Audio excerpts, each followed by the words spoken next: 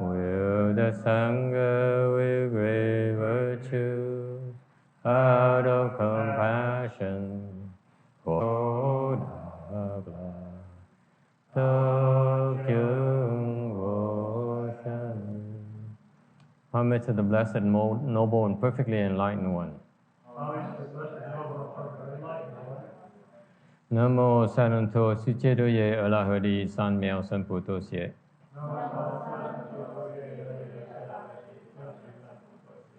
Nam mô Tát Đắc Tha Tô Già Đa Gia A La Ha Đế Tam Miệu Tam Bồ Đà Tọa.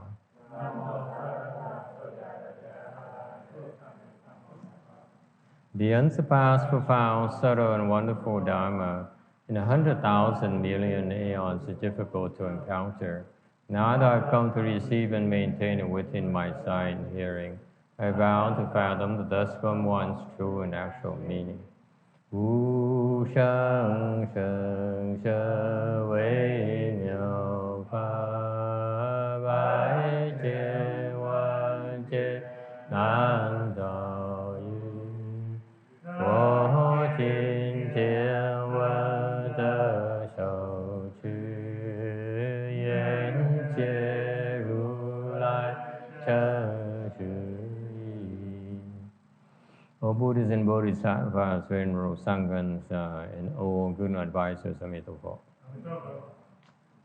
诸佛菩萨、诸佛上人、各位圣洁人、各位善知识，阿弥陀佛。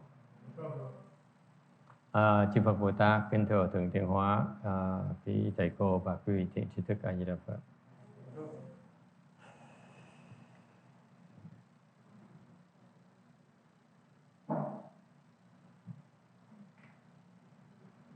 So you can't find the remote control you used to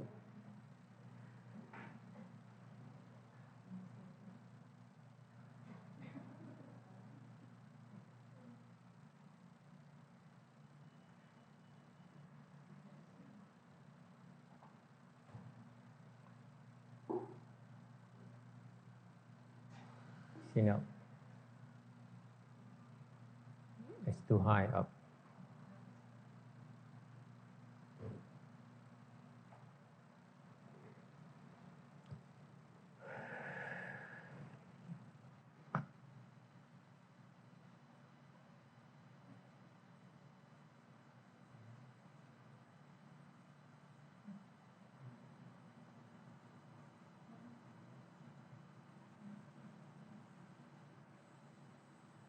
We're still experiencing technical difficulties. We couldn't get the online broadcasting to get going this morning. We still have the same problem.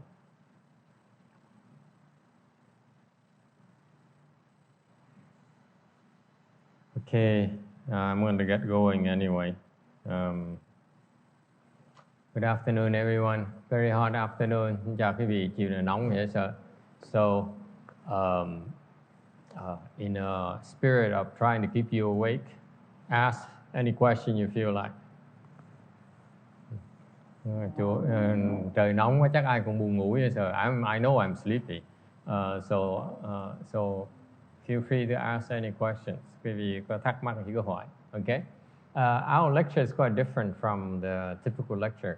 You feel free to ask anything that bothers you, that you don't understand. Cái giảng kinh của chúng ta đó rất là rộng.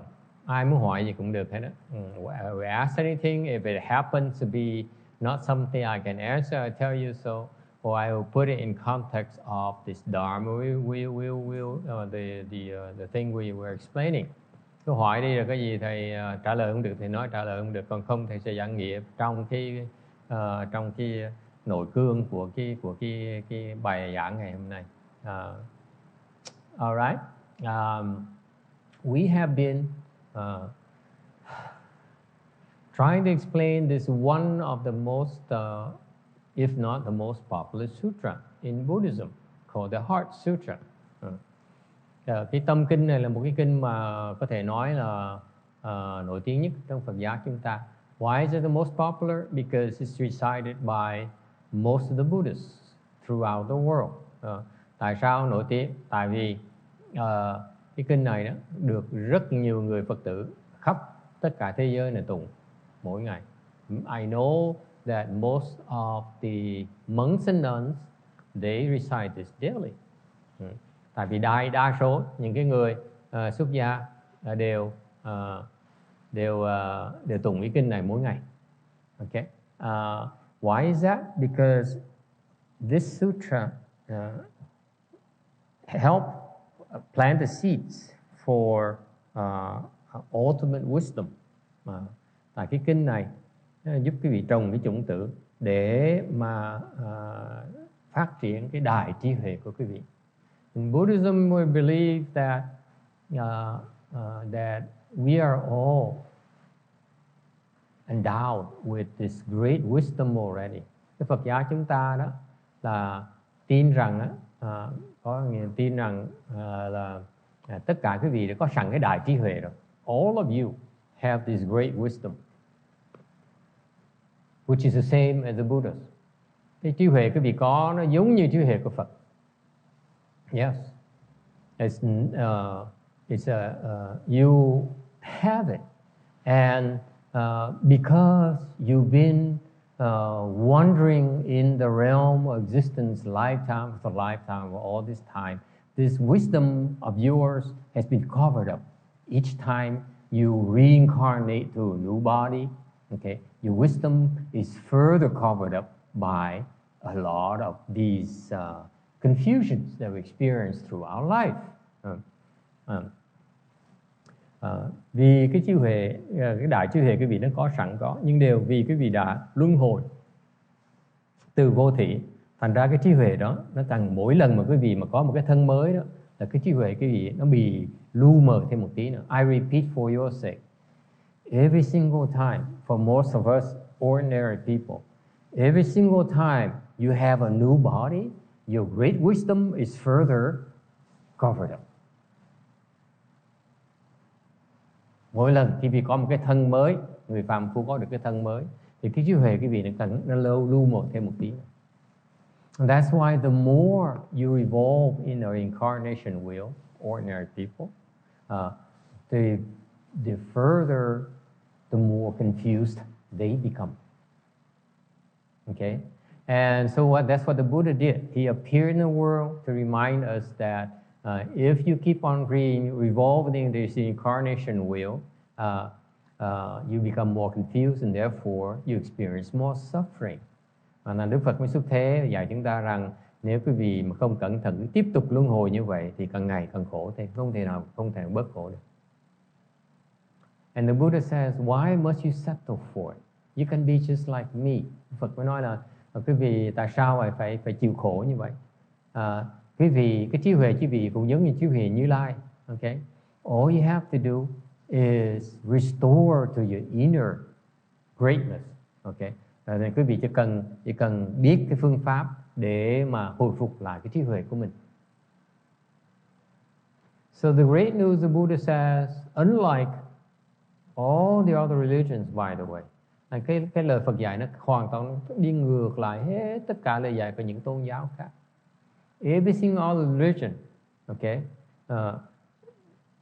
has a different teaching.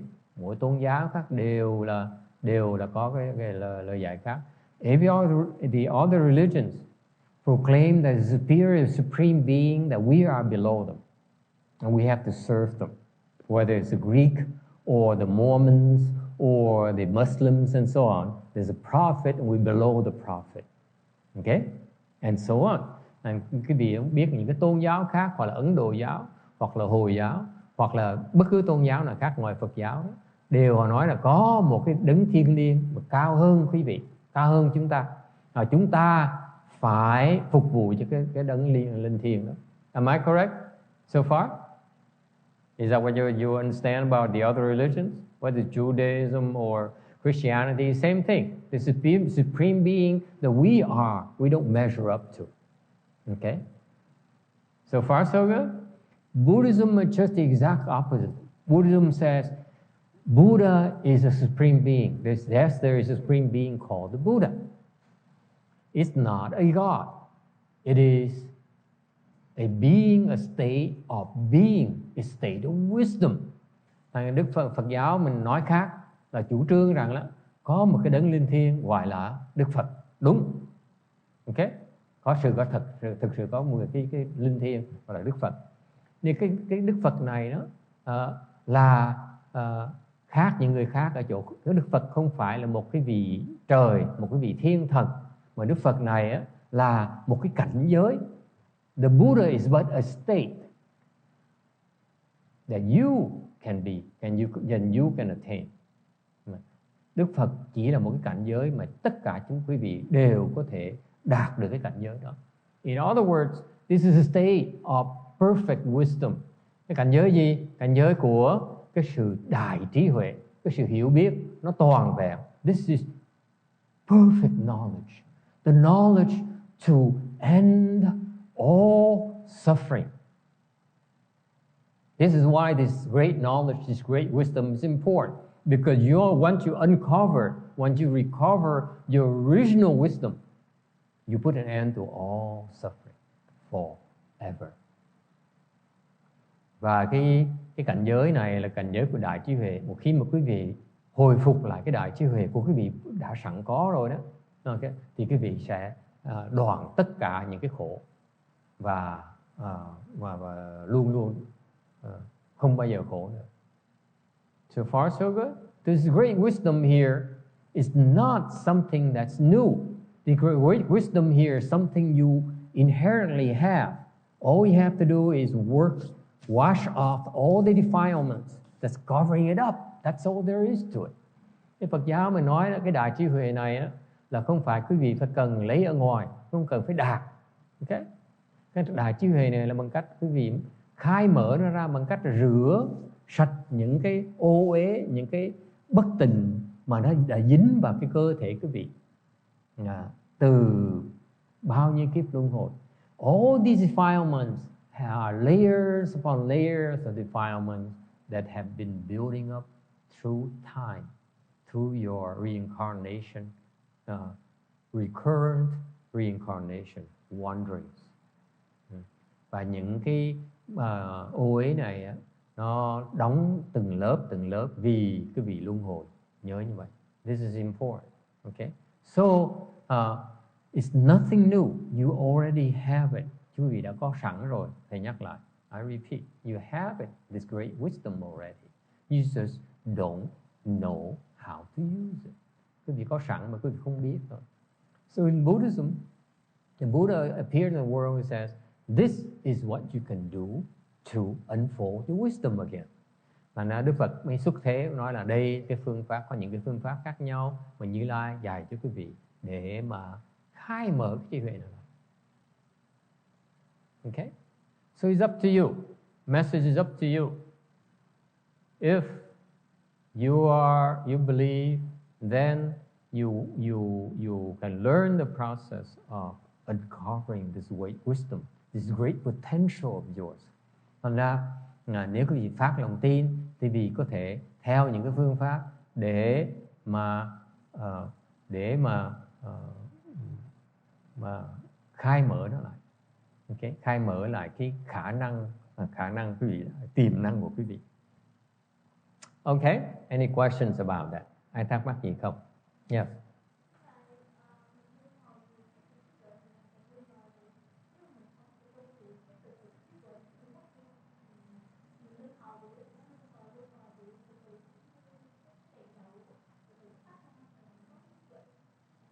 So the question is, if we don't cultivate, we don't do anything, and we keep on going around the reincarnation wheel, what happened to our great wisdom? Is it going to disappear and going to be decimated like the great tree that is no longer receives nurturing, therefore it dies away?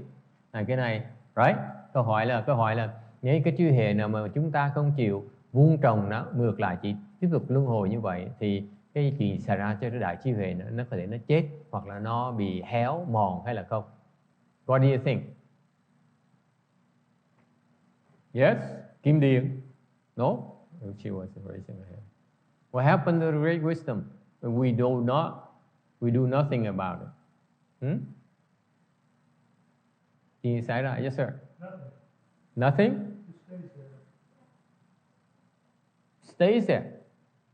Huh? Correct. Cái trí huệ đó nó vẫn còn tồn tại. Because your great wisdom is indestructible. Cái đại trí huệ đó nó không thể nào bị tổn hại được. Okay? This is what is also called the Buddha nature. Cái này gọi là Phật tính luôn nữa. The Buddha nature, which is another word for his great wisdom, is indestructible. No one can destroy it. Cái Phật tính này của những người đại trí huệ đó, cái Phật huệ đó, không có thể nào tổn hại được. The wisdom is that clarity of mind. Có người hỏi là cái trí huệ là cái gì? Okay. This clarity of mind is that something that a state where you are no longer suffering no matter what happens to you. Cái trí huệ là sao? Là cái sự sáng suốt đến độ mà quý vị bất cứ chuyện gì xảy ra là quý vị không thể nào mà bị đau khổ. Okay? So for example, people suffer when they're sick. Chẳng hạn như người ta khi mà quý vị bệnh hoạn rất là phiền não. Am I correct? Whether it's mental illness or physical illness, all these illness make us unhappy. Correct? Make us worried. Okay? If you you deny that you're unhappy, at least you worry about your sickness because it brings you closer to death. Thành cái gì mà bệnh đó, ai cũng là khổ sở, ai cũng là lo âu. Okay? Whereas, do you know that the Buddha, when he was alive, quý vị biết khi Đức Phật còn tại thế đó, was he free of illness? Đức Phật có bệnh hay là không bệnh? Anyone knows? Yes, what? What?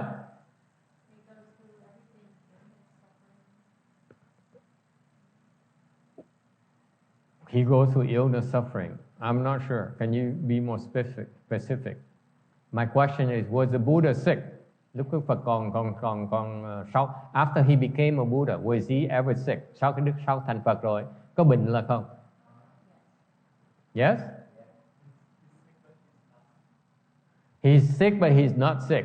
That's too abstract for me. Bệnh mà không bệnh. Yes, ma'am. Có bệnh là không? He says yes. Okay. Yes. His body is sick, but he's unruffled. Yes, sir. The only report I ever read was he had a headache. He has a headache. He reads according to the Buddhist anecdotes, the Buddha had a severe headache every now and then. Right? Okay. Very good. That's true. So the Buddha is sick. Anyone else?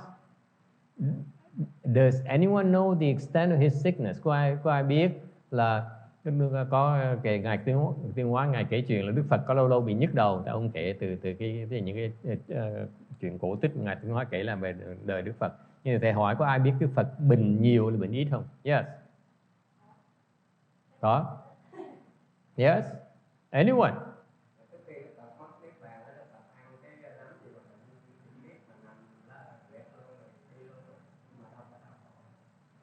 This old man here says when the Buddha was about to die, he ate some kind of poisonous mushroom, and therefore he had diarrhea until he died.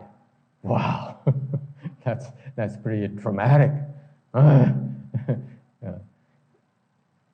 In fact, when the Buddha was alive, quý vị biết lúc Đức Phật còn tại thế đó, he has his own personal physician, the great Visakha. Okay. Hồi đó có một cái vị lương y rất là nổi tiếng tên là Visakha. Okay. Who had to administer to the Buddha a few times a day. Phải tới chữa bệnh cho Đức Phật 3-4 lần một ngày. That's how sick he was. Okay. But There's no picture of the Buddha in such a sad state. Mà không có cái hình nào mà chụp Đức Phật mà rất là âu sầu. Okay? There's no cameras back there yet. Không có cái hình nào của Đức Phật bị nhăn nhó, đau khổ, khổ sở. Ngoài tại sao vậy? Tôi nói tại vì đời xưa nó chưa chế ra cái máy chụp hình. Okay? It's because even though his body is sick, mặc dầu cái thân nó bị bệnh hoạn, but his mind is not affected by that. That's called wisdom. That's called wisdom. That's what I meant by no matter what happens to you, you are not unhappy.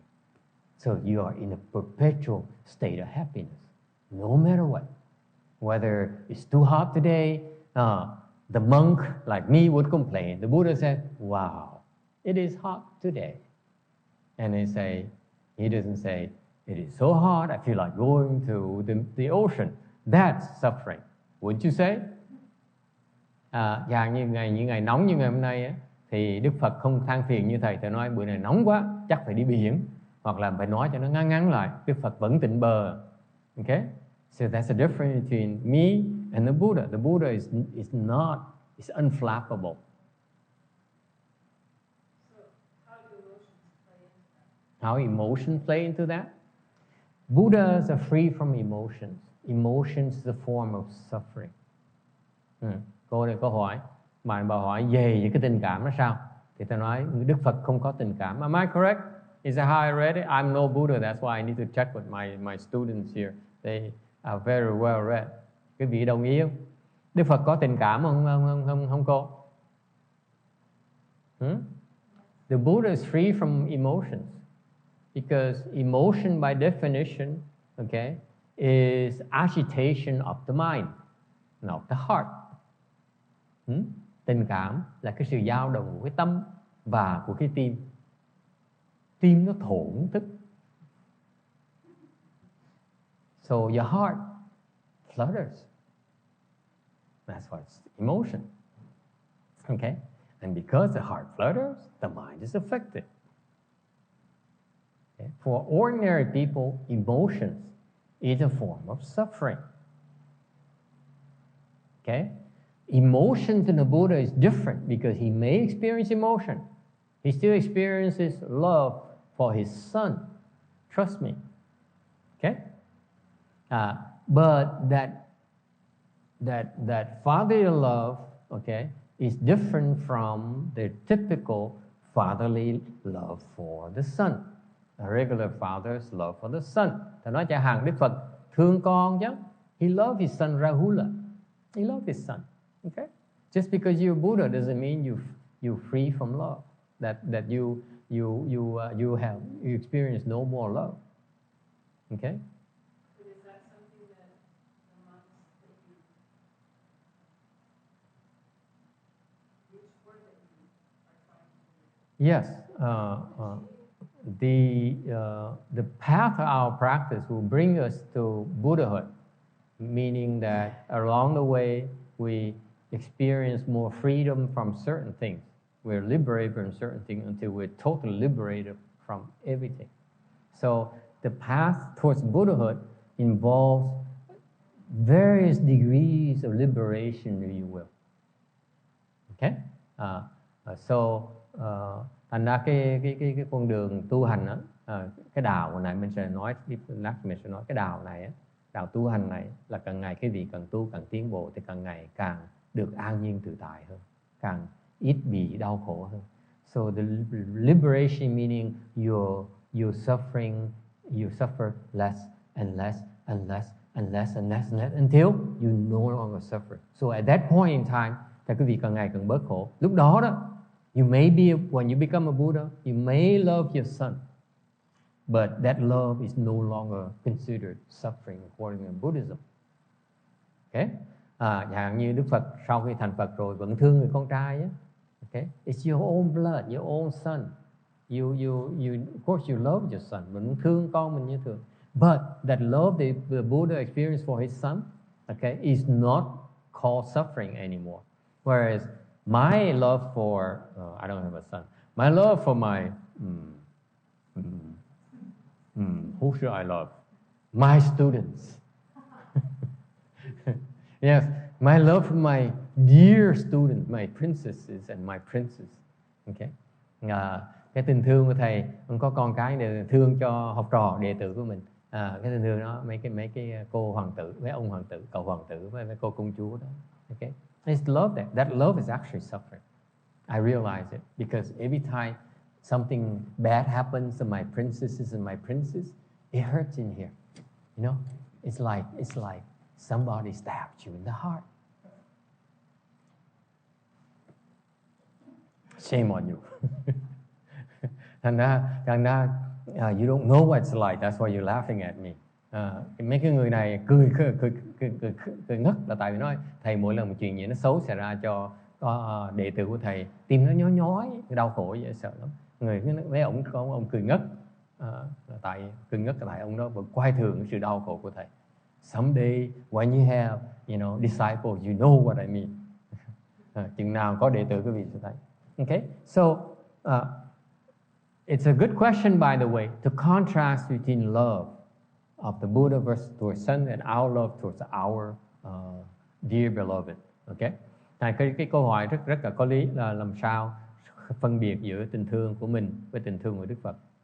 Tình thương của mình đó, nó tạo khi nào nó vẫn còn khổ ở trong.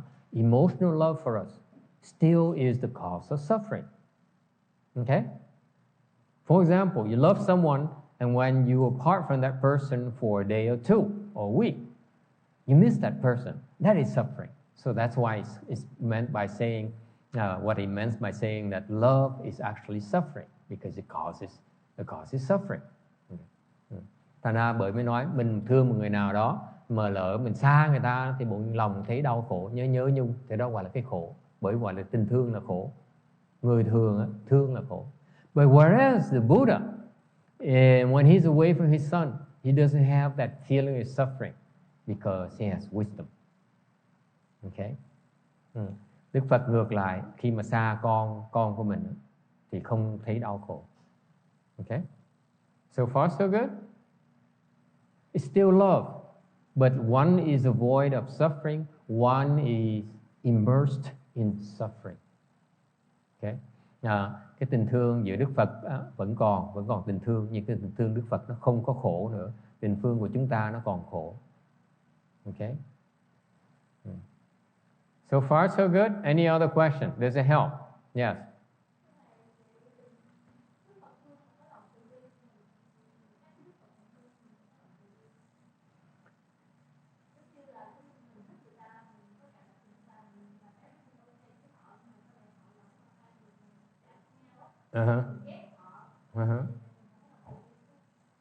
Không đủ lòng từ bi, mới ghét. Còn nếu thực sự mình có từ bi mà không có ghét. Okay. So for example, another example is that let's say you love someone and this person insults you and makes you very very upset. Một ví dụ khác, thầy cho quý vị thấy là biết như quý vị thương một người là người ta gặp cãi cọ với nhau, làm người ta chửi mình, người ta làm mình rất là giận. Okay, so you become angry and this anger here really makes you suffer because your anger towards the person you love actually is stronger than the anger towards the person you do not love. Agree or disagree? Cái lửa giận quý vị khi mình giận cái người thương yêu mình thương yêu đó, là cái giận nó lớn hơn cái lửa giận mà cái mình giận người thường. Đồng ý là không đồng ý? Yeah. Isn't it funny how it's the same person you loved so dearly last week, and yet this week he insults you or he offends you, and now you're so angry, you're so upset. Okay? Quý vị thấy không? Nhưng tuần trước mình thương người ta dễ sợ, tuần này ông cái bà ta chửi mình một trận, cái bây giờ mình nổi khùng nổi giận lên. Okay, so that kind of anger there, that love there is the typical of ordinary people. Thành cái giận với cái yêu này ấy, nó là một cặp. It comes in pairs. Love and hatred comes in a pair. Where is love, there's also hatred right there already. There's seeds of hatred. Okay? Thành ra quý vị mà còn phải thấy rằng cái tình thương với cái giận đó nó chỉ là một thôi. Trong có tình yêu, nó có cái hận ở trong. Okay? Nó có cái chủng tử cái hận ở trong đó. Okay? Let's face it. I don't know about you. If you love someone dearly, ví dụ, cho quý vị ví dụ, this is my proof to you why in great love there's great hatred. Okay? Cho quý vị cái ví dụ, cho người for ordinary people. In great love there's hatred in there already. Trong cái đại tình thương, đại cái tình yêu lớn lao, nó có cái đại hận lớn lao. Why is that? Because you love someone dearly, and someday that person no longer loves you and betrays you. Okay? Or at least you feel that person betrays you. Okay? That love quickly turns to great hatred, doesn't it? Tại vì quý vị nếu thực sự thương yêu người ta, mà nếu như một ngày đó người ta phản bội quý vị, hoặc quý vị nghĩ người ta phản bội quý vị, thì quý vị cũng phải cái tình thương trở thành một cái đại hận thù, phải không? Am I correct? That's how you'd feel. Is it fair to say that's how you'd feel? Raise your hand. Those who would feel that's fair to say that you love someone greatly and that person betrays you, whether it's true or not. You feel the person betrays you, that her love quickly turns to hatred. Yes or no? Betrayal. Yes? I have 2 people with me. 3. Only 3 people. You see? 3 honest people. Okay? So you see, that's exactly, so in this great hatred, okay, this great love, okay, has the seeds of great hatred sowed in already. Okay? Thành cái gì biết không? Cái đài tình thương này đó, luôn luôn nó có cái chủng tử, cái đài hận thù ở trong. Nó có sẵn ở trong.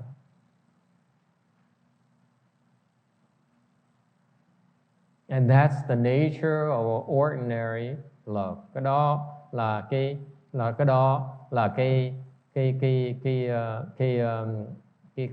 bản tính của cái tình yêu của cái người phàm phu. What is the difference between that and the sage love? Cái sự khác biệt giữa cái người phàm phu với người thánh nhân ra sao? The sages experience love, great love for their children. Experience great love as well. Cái người thánh nhân á, người ta vẫn biết cái tình thương đó. Okay, so far so good. It's the same thing, the same great love. So far so good. For comparison purposes, để so sánh cái việc người thánh nhân cũng biết cái đại tình yêu đó, vẫn thương con, biết thương con, thương chồng dễ sợ lắm. They love their husband, they love their wives, they love their children, they love their parents. Same exact thing. But what's absent in there is that when there is betrayal, when their love is not reciprocated, there's no hatred whatsoever. Even if they betray you, there's no anger, no hatred. Mặc dầu sau này cái người thân yêu của mình phản bội mình, hại mình, okay, thì vẫn không có sự hận thù ở trong. Đó là sự khác biệt giữa thánh nhân với phàm phu. Kim Điền find it so funny. Cô Kim Điền, yeah.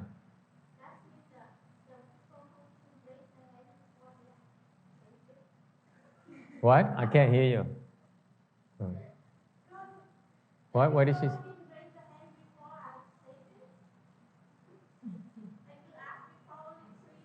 Yeah, that's right. There's only 3 ordinary people. The other 4 are either sages or dishonest people. Nhưng mà hồi nãy tôi hỏi ai giơ tay, người đó biết là có tình yêu với đại hận thù cùng một lúc. Người ta phản bội mình thù hận dễ sợ lắm. Có 3 người giơ tay, 4 người giơ tay.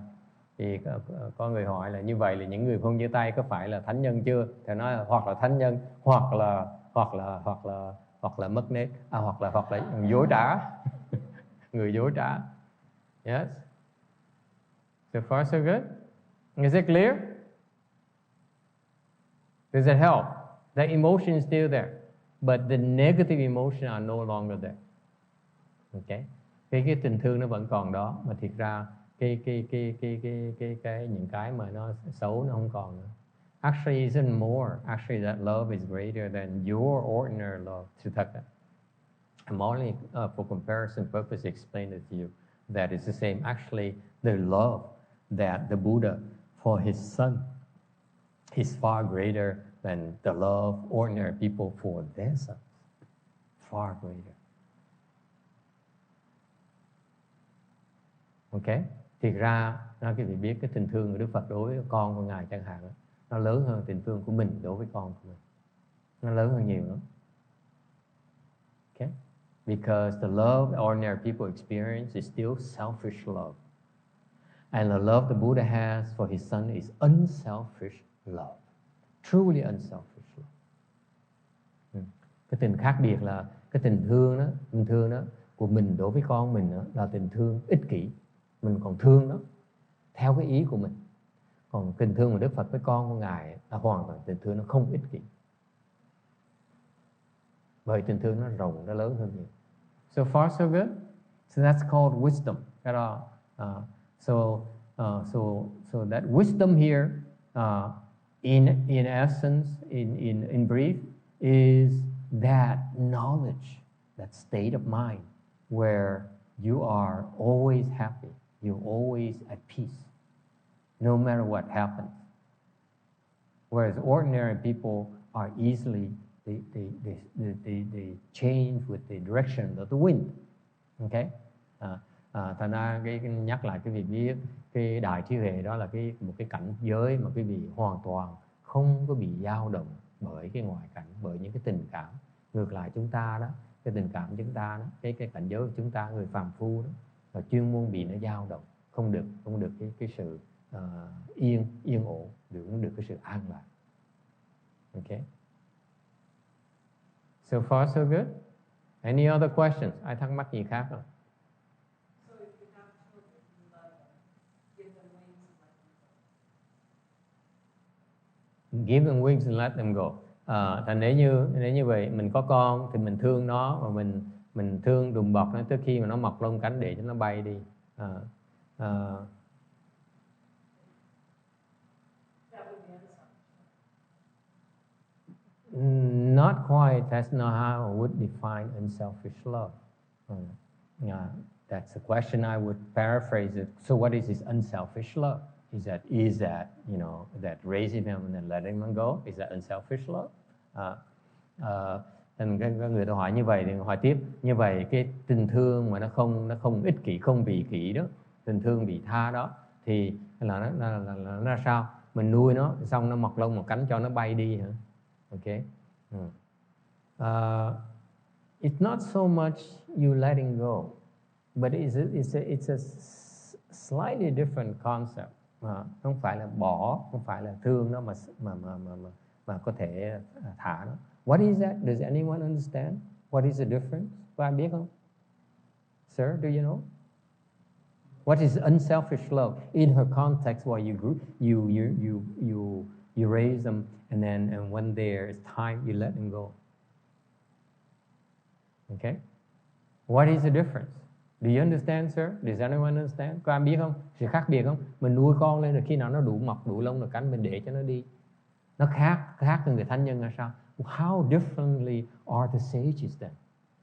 In that parental love we talk about. Cái thánh nhân ta khác chỗ nào thưa quý vị? Does anyone know?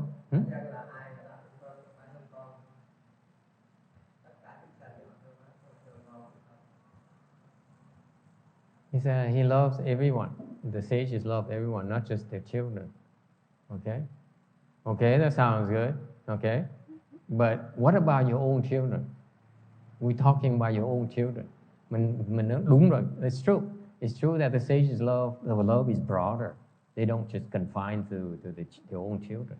But let's talk about your own children first, okay? Vấn đề đúng rồi, người thánh nhân là thương tất cả mọi chúng sanh, không phải riêng chúng con mình đâu, mà thương con tất cả mọi người. By the way, the sages love everyone's children, not just their own. Okay, so far so good. But the question is about your own children. Okay, what is the difference? Cái sự khác biệt giữa thương thánh nhân mà thương con mình, khác người phàm phu thương con mình chỗ nào? What is the difference? What is this unselfish love? Yes.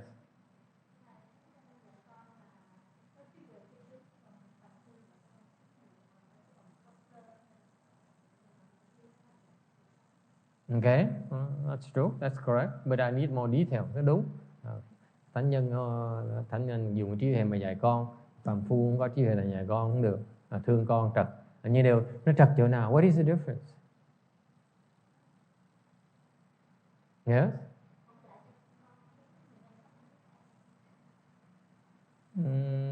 I need more details. Vẫn cần chi tiết hơn một tí. Does anyone know what's the difference?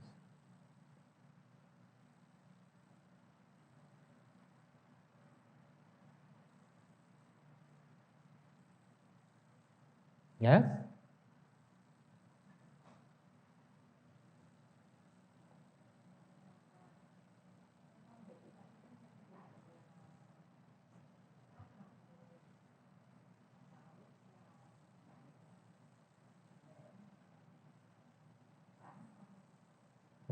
He says, teach them so that they attain rebirth. Yes, I would do that. Thánh nhân, they get rebirth, help their children get out of reincarnation, will go to a better place next time. I buy that. Cũng được. But so do ordinary people. Phàm phu cũng như vậy chứ. You see, the same applies to ordinary people. The good parents, they would like to help their children attain rebirth to the Pure Land. Same thing. Người phàm phu cũng vậy. Cha mẹ tốt khuyên nên con cái giúp cái tạo cái nhân duyên cho con cái mình nó được vãng sanh kiếp này, rồi cũng rất là tốt. Cái đó là phàm phu cũng làm như thường. The same thing. So what is the difference? Does anyone know? Come on, you've been investigating Buddhism for all these years, and this lady who came here the first day, she asked a question, can't even answer. Rồi quý vị đã nghiên cứu Phật giáo là 20 năm rồi, 10 năm rồi, mà cái cô này tới một ngày lần đầu tiên mà nghe Phật giáo mà hỏi câu quý vị trả lời cũng được là chết rồi. Yes.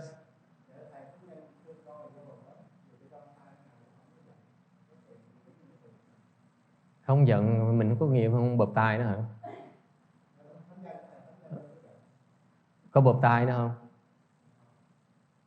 So he says the sages love their children without any bounds, infinite love.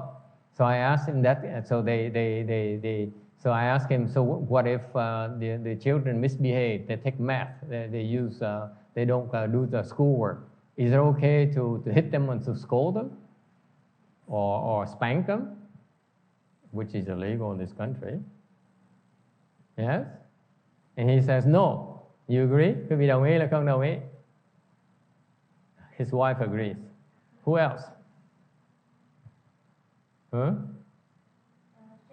Sexually, people love unconditionally without expect anything in return, and not to for their own benefit, but for the other's benefit.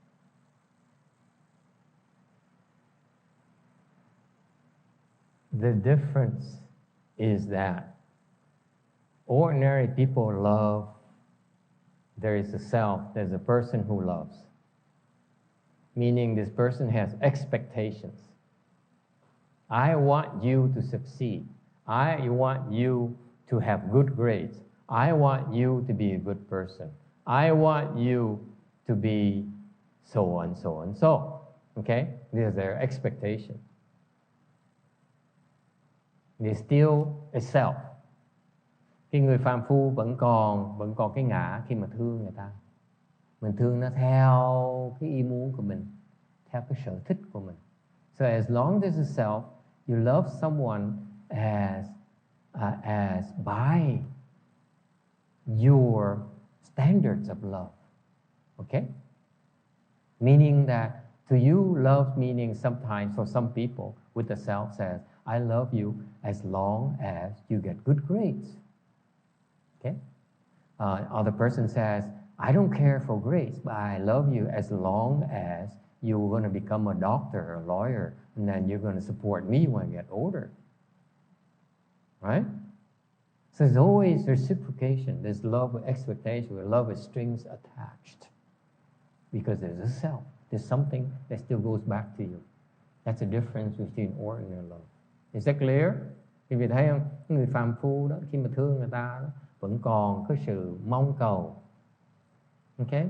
Mong cầu có nghĩa là mình thương nó, mình sẵn sàng thương nó với điều kiện nó học cho giỏi, cho nó sau này nó thành công, nó nên người.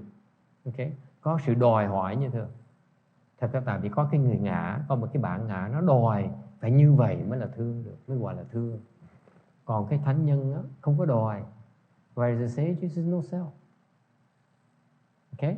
Meaning that if he doesn't get good grace, there's no one that gets upset or gets disappointed. That's the only difference. Thành nữ đứa con trai mình mà học không giỏi, nó dốt thì không có ai mà buồn hết. Còn nếu mình còn, whereas as long as a self, even though you don't punish the boy, you don't punish your daughter for failing your expectation because you're a good parent, but inside you still suffer. You say, wow, I wish my son has better grace. I wish he could find a better wife who gets along better with me. Okay? Quý vị thấy còn cái bản ngã nó vẫn còn, nó ray rứt với đứa con. You see the difference? And that's what there's a self. It says, I love you. Whereas the sages, there's no I here. Okay? This I here makes no demands. Cái người thánh nhân đó, khi mà thương đó, là không có đòi hỏi, không có chấp trước gì hết. Nó thành người cũng được, nó không thành người cũng được. Mình vẫn thương nó như thường. Nó không thay đổi, tình thương nó không thay đổi. Nó không bớt, không có giảm. That love for the sages, for the children, doesn't increase nor decrease. It's unconditional. Whereas, as long as it's a self, it decreases. That love increases and decreases with the son's attainment. Doesn't it?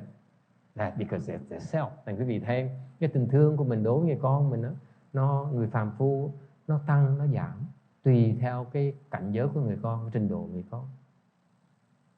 So to say you love your children equally, it's no such thing. Come on, let's face it. Agree or disagree? Quý vị đồng ý không? Bởi vậy, còn as long as there is an ego, there's a self, it's not fair to say you love your children equally. That doesn't exist. Because the self will attach to different levels of attainment of each children. So you cannot be equal love. So far, so good? Clearly, the Asians love the sons better than the children, the daughters. Okay?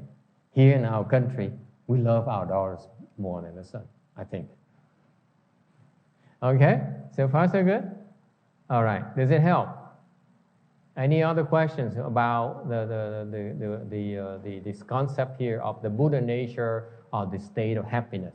Please feel free to ask, because you see your question is very good, because even them cannot answer you. It helps to prove to you that that's why we encourage people to ask questions, because it's your perspective is important for them to understand how to relate it to you. Thành ra thầy khuyến khích mọi người hỏi câu hỏi thì vậy, đừng có ngại gì hết đó. Có thắc mắc cứ hỏi. Tại sao vậy? Những người mới vào đó, người ta bây giờ biết Phật pháp mà hỏi một câu mình trả lời không được, trả lời người ta không có thỏa đáng, người ta không có vừa lòng. Tại sao? Tại mình chưa hiểu quan điểm người ta. Okay? So that's why the teachers learn a lot from teaching as well, because we learn how to present information to your perspective. Okay? Our perspective, we got it, but yours is what we need to learn how to convey to, okay? To relate to. Nên cái quan điểm người thầy là chỉ cá nhân mình thôi, rồi đi dạy mới thấy được, nhìn cái quan điểm người khác, tìm cách để mà dạ nghĩa cho người ta hiểu, okay? And by learning how to explain to you, we understand we have a broader understanding of the concepts. Và nhờ giảng ta giúp người ta hiểu như vậy, thì cái hiểu biết cái gì nó rộng ra, nó được nới rộng ra. Okay? All right. So, the Buddha, what did he teach? He teach to the human realm the Four Noble Truths. to a little bit review for your reference. Đức Phật mà dạy loài người là gì? Dạy cái loài người về cái tứ diệu đế. Okay. When you talk about Buddhist teachings to the humans, nhắc lại cái lời Phật dạy đó, Phật giáo mình á, dạy cho loài người là dạy tứ diệu đế nghe, đừng bao giờ quên chuyện đó. Please remember, the Buddhist teaching for human beings is the Four Noble Truths. So far so good. Okay? It's very clear. Đức Phật tới đây để dạy cho chúng ta cái tứ diệu đế. What are the Four Noble Truths? He came to our realm, to our world, to teach us about the Four Noble Truths. So what are these four truths? Năm 4 cái sự thật này là gì? Suffering is number one. Thứ nhất là khổ. Number two, accumulation. Thứ nhì là tập. Number three, extinction. Thứ ba là diệt. Number four, the way. Thứ tư là đạo. So briefly to tell you, suffering is of the nature, he says, this is the nature of your existence. There's a lot of suffering. And these are the different types of sufferings. Nói quý vị, khổ gì? Khổ quý vị biết là cái khổ này là cuộc sống nó khổ nhiều lắm. Number two, the suffering piles up on each other. Meaning that this lifetime, your sufferings accrue. Next lifetime, it keeps on accruing and accruing and accruing, piling one on top of the other. That's called accumulation. Cái khổ này đó là thực tế cuộc đời chúng ta. Thứ nhì, cái tập có nghĩa là cái khổ này nó chồng chất lên nhau, đời đời kiếp kiếp. So far so good. So that's a bad news. Thành ra cái hai cái đế đầu tiên, the first two truths is that, boy, are you guys in trouble? Cái khổ, cái tập, khổ với tập á, là trong cái tứ diệu đế là nói cái vị biết là cái vị là rất lâm đại nạn. Because there's no end to this suffering you're experiencing. Nói cách khác, và cái khổ cái vị đang có đây đó, nó không bao giờ chấm dứt, nó tiếp tục nó chồng chất lên nhau. Every single day it piles up. Okay? For example, you get older. Now your body becomes more sick, whether you like it or not. You can deny it all you want. We are dying slowly. Okay? No two ways about it. Cái khổ này chẳng hạn, cái cơ thể quý vị nó đang chết dần mòn. Chết mòn. Không làm được gì hết. It's diabetic, now you have liver problems, you have heart problems, and you have digestion problems, and so on and so on and so on. It's you know, like more and more, right, Vicky? You know, like you come to the hospital for this, and now discover now it's more heart problems, and now you give medication, it creates more problems, all the organs, and so on and so on. That's called accumulation. That's the scary part about our existence. The sufferings piles up. Okay? Thành ra cái hai cái diệu đế đầu tiên á, là khổ và tập, là cái khổ này nó cứ chồng chất lên hoài. It's no end to it. Okay? So far? The great news is number three, truth number three.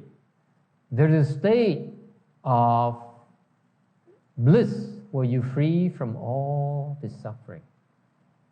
Nhưng đều, cái khổ là khổ của phàm phu thôi. Còn cái người thánh nhân á, người ta có cái diệt là không bao giờ khổ. In other words, you're suffering because you're ordinary people. If you reach a state of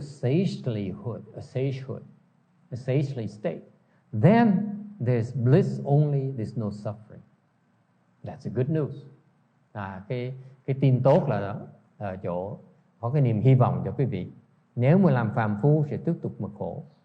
Nếu mà làm thánh nhân á, thì cái cảnh giới thánh nhân là hoàn toàn không khổ. So far so good. If you let me repeat, the truth about ordinary people is that we are immersed in suffering. We're sinking slowly. The suffering keeps on rising. Okay? Giống như cái người phàm phu là những cái khổ nó giống như cái nước đó. Nó càng ngày nó càng tăng lên. Okay? Nothing you can do about it.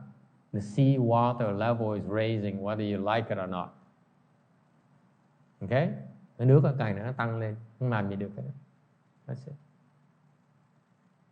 Okay?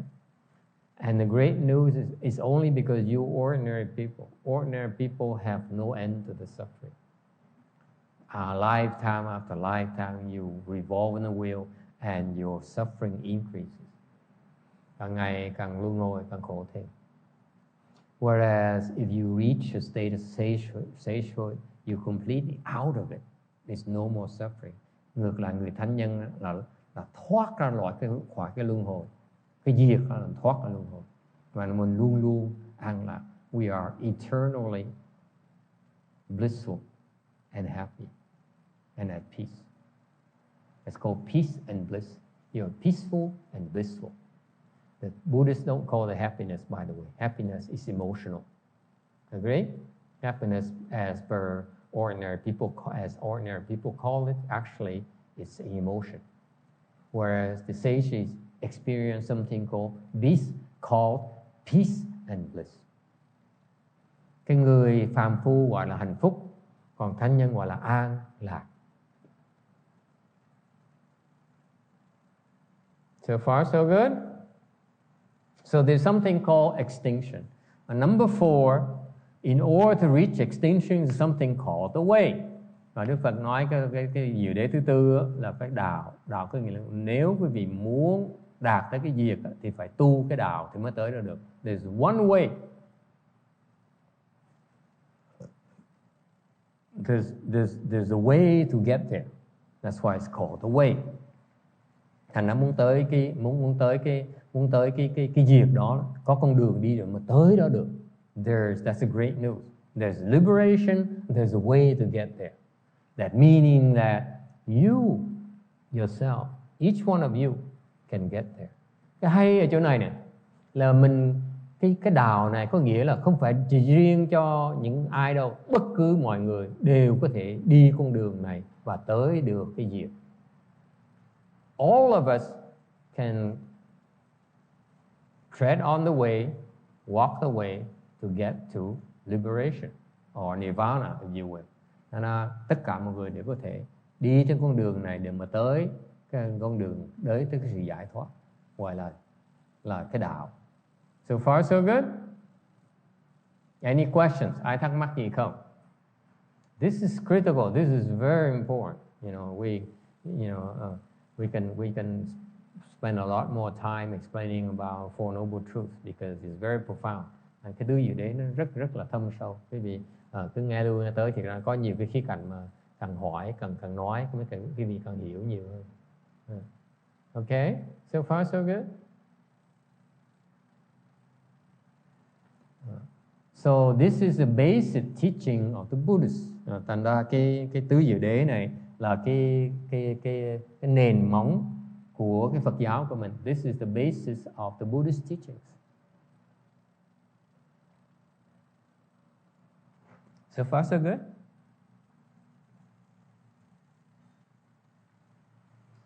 So what is the difference between the two major branches of Buddhism, Hinayana and Mahayana? There's sự khác biệt giữa Phật giáo. Did you know that Buddhism has two branches? Hinayana is called a small vehicle. They wear orange robes. Okay, that's Hinayana. You can tell they're all orange. Okay, they're much better looking than we are.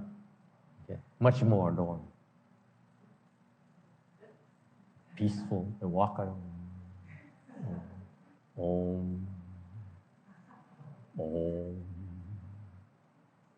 Text is not impressed.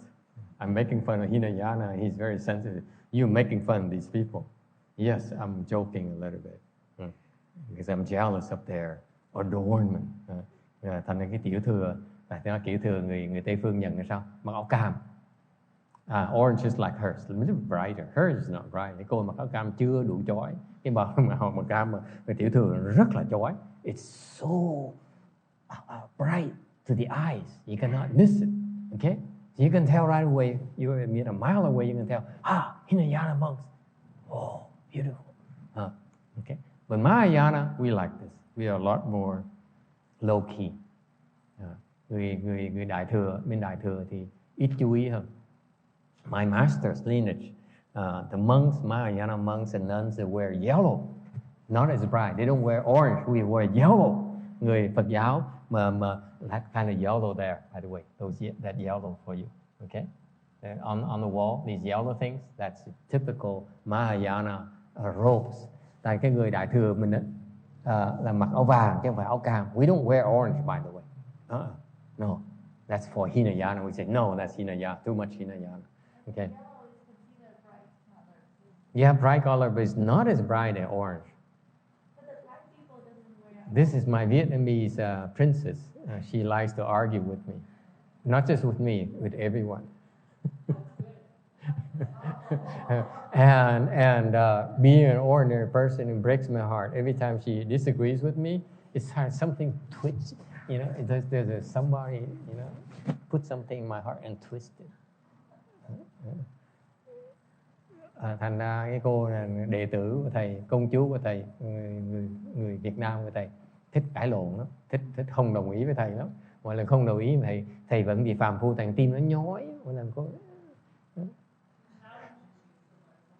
Yes, I know. And she reminds me how ordinary I am. Mỗi lần cô nói như vậy để thầy mới giỏi. Thầy đúng là thầy giỏi, nhưng trước khi thành giỏi, before I become better, it hurts. Yes. So the orange is more like the typical Mahayana is more like orange right there. Cái màu vàng như vậy. Whereas Hinayana, the yellow, the Hinayana is more orange, more bright orange. Người tiểu thừa thì họ nặng cái phần cam hơn, cái phần vàng. Okay? So for example, Mahayana, we don't wear orange. Ít khi mặc cái áo, the robe, we never wear orange. Rất ít mặc màu cam. Very rare. Okay? How about red? Yeah, we like red. Okay? Thích màu đỏ. The sachet, we wear red. The Chinese wear red. Okay? Yeah, that's why we said, you know, our heart bleeds through and for all living beings. That's why it becomes red. Okay?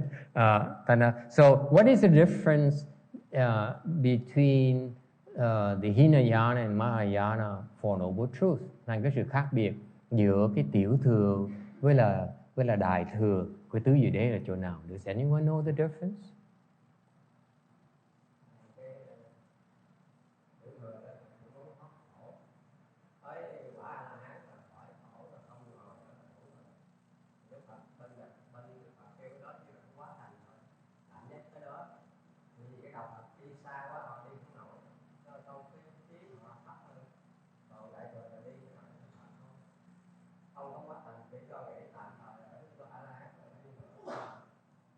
Okay, it says the level of liberation, the relative level of liberation in Hinayana, they're not as free from pain and suffering as the Mahayana. And that's true, but in general, anyone else have a more general explanation? Ai có nhìn cái rộng hơn một tí không? The difference between Hinayana and Mahayana is the scope, the breadth and the depth. That's all. Khác biệt nhau giữa nguyên thủy, tiểu thừa với đại thừa chỗ nào? Giữa cái chiều sâu và chiều rộng. Chiều rộng và chiều sâu. Meaning that we are able to dissect the suffering in greater detail than the Hinayana. Nói cách khác, khi mà nói về khổ đó, đại thừa chúng ta đó mô tả cái khổ nó đích xác rồi. We are able to spot the second truth accumulation more accurately than Hinayana. Là cái nguyên thủy cái về cái tập cái giáo lý tập của nguyên thủy nó không chính xác bằng cái giáo lý tập của đại thừa. What's the difference? Difference is that just like medicine, the more accurately you can diagnose an ailment, isn't it true that you can prescribe better medicine? right? Thành ra cũng giống như mà chữa bệnh như vậy, y khoa như vậy, nếu như mà quý vị biết rõ ràng cái bệnh nó rõ ràng hơn thì cái thuốc quý vị cho nó tốt hơn, phải không? Nó chính xác hơn, nó hữu hiệu hơn, có phải không? Thì cũng như vậy thôi. Đại thừa nó khác như vậy. Đại thừa mình biết cái bệnh nó rõ hơn, biết nhiều loại bệnh hơn, và mỗi cái loại bệnh biết rõ hơn. So in Mahayana, we know many more illness. To carry on the analogy for you, Mahayana, we can recognize more suffering. Đại thừa chúng ta thấy nhiều cái loại khổ hơn, loại bệnh hơn. Okay? And therefore, we are able to develop much more effective medicine, much more accurate medicine. Thành cái đại thừa chúng ta, cái liều thuốc đó, nó chính xác và nó hữu hiệu hơn nhiều. Therefore, you heal quicker and you put an end to your suffering quicker. Okay? So the difference is in to you, in other words, nói cách khác, cái sự khác biệt với cái vị đó, to you get much better results with Mahayana and Hinayana. That's all. If you have the Mahayana conditions or blessings, then you naturally go to Mahayana and then you get out a lot quicker. Where Hinayana will take you a lot longer. Okay? That's all. But it's the same. It's just like a subset. Hinayana is a subset of Mahayana. Nói cách khác là cái tiểu thừa đó là một cái phần của đại thừa thôi. Thành nó đại thừa nó rộng hơn như vậy. Okay? Any other questions? So we went through the first two. We are going through the first two truths. The truth of suffering and number two, the truth of accumulation. Thì chúng ta đã hơn 2 tháng rồi đang giảng về cái tứ diệu đế này, cái khổ đế và cái tập đế.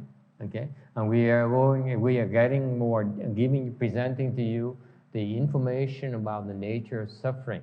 Đang giảng cái gì về một cái phần khổ là gì. Okay, so now we talked about last time. We talked about suffering is affliction is a nature of the suffering, the mental suffering.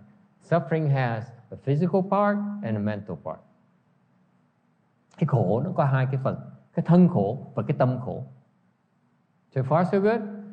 Body illness is a body suffering. Okay? This it hurts.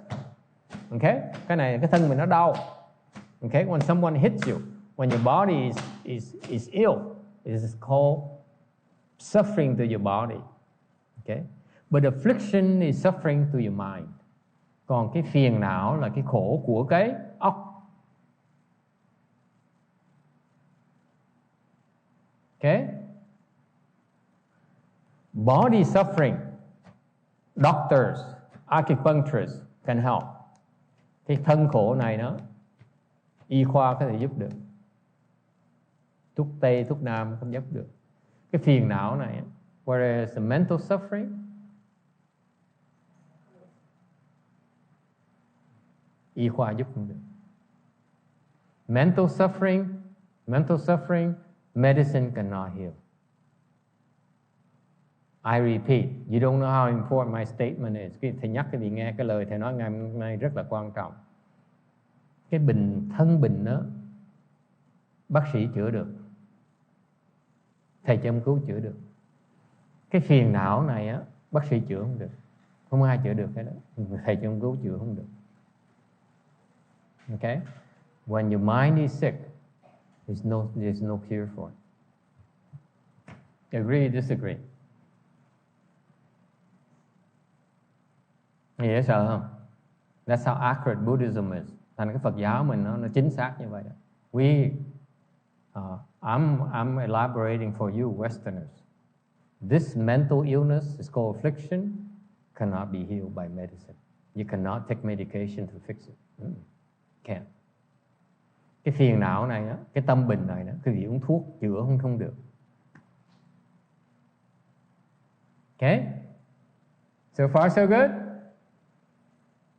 Any problems?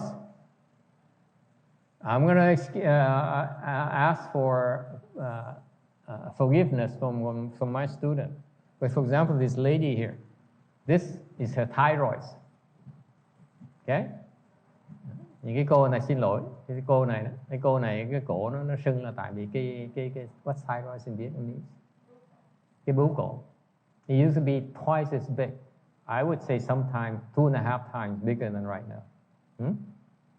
Lúc trước cô mới vào cách đây 1 năm đó là nó bự gấp 2, gấp 3 lần, gần 3 lần. Okay. And the doctor says it's thyroid problem. Cái bác sĩ mới nói cái này là cái what thyroid in Vietnamese? Bị bướu cổ. So you chop it off. Okay? And you take iodine the rest of your life. People have done it before. It's no big deal. You cut it off, the swelling reduces.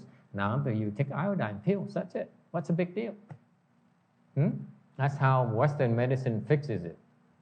Thành ra bác sĩ mới nói là cái bướu cổ này nó dễ lắm. Đã bao nhiêu cái y khoa nói rõ ràng, cắt nó ra. Sau uống thuốc iodine. Phần cuộc đời còn lại từ đây về sau uống iodine là không có gì có. So medicine proposes to cut off her body. Sounds familiar? This is what medicine does. Hello. Y khoa như vậy, hư một cái gì là cắt vứt đi, tại nó hư rồi. If it's broken, sever it, chop it off, isolate it, cut it off. Okay? Này cái y khoa mình á là khi mà nó hư mình cắt nó thôi. What Eastern medicine? He says, well, there's a way to fix it, and they've been massaging her feet, acupuncture, giving her pills, and still doesn't go away. Đông y á, thì châm cứu này, rồi bóp chân này, bóp tay này, bóp cổ này, mà cũng chưa hết như thường. Rồi cho uống thuốc cũng chưa hết nữa. Okay? What do we do? I told her, you practice, this will go away. That's all you do. Thầy nói cô sao nó là con chỉ cần tu thôi nó sẽ hết. Chỉ cần tu thôi, không cần phải lo nó. You don't pay attention to it, it will go away. Why is that? Tại sao như vậy?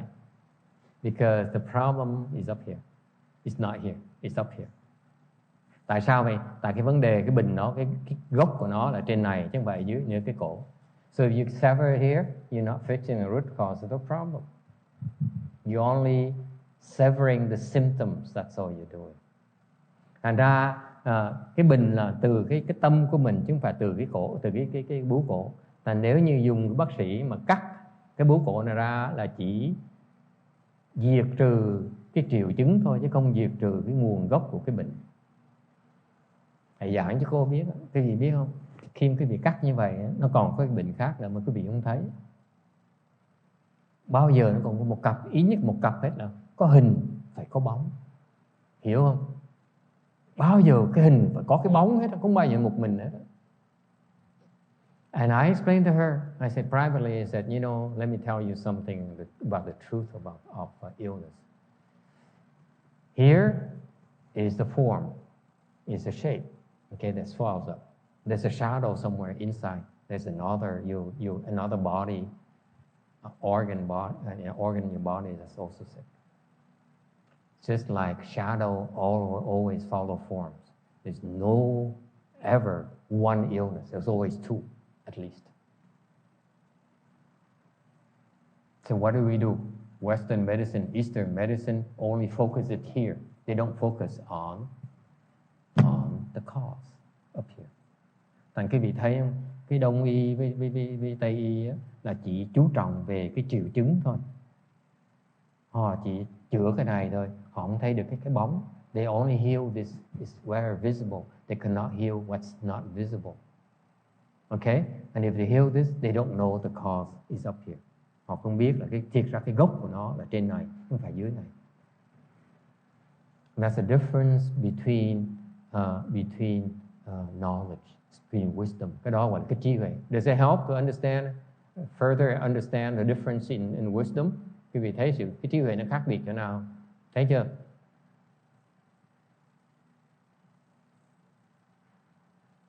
Okay? So, going back, if your mind is afflicted, is sick,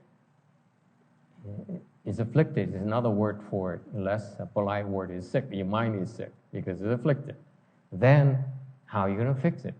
Thì nhắc lại cái vị, nếu cái tâm cái vị nó bị phiền não, cái tâm bị tâm bệnh, thì không có thuốc nào chữa. There's no other, there's no known cure for it, right?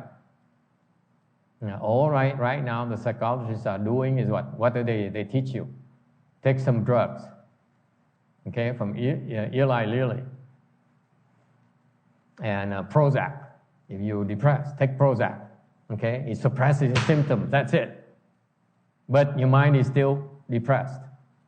Chẳng như bệnh chán đời, bây giờ người ta cho uống thuốc Prozac, có nghĩa là quý vị bớt chán chường đi, nhưng đều cái óc nó vẫn chán chường như thường, nó vẫn bệnh như thường, không bao giờ nó hết. See that? So that's the difference. In Buddhism, we fix this, and this thing goes away. Thành nói cái Phật giáo mình chữa cái trên này nè, dưới này sẽ hết tự động. Mình cần nhìn cái này. We don't look at this. We don't worry about this. Don't worry about this. Is it clear?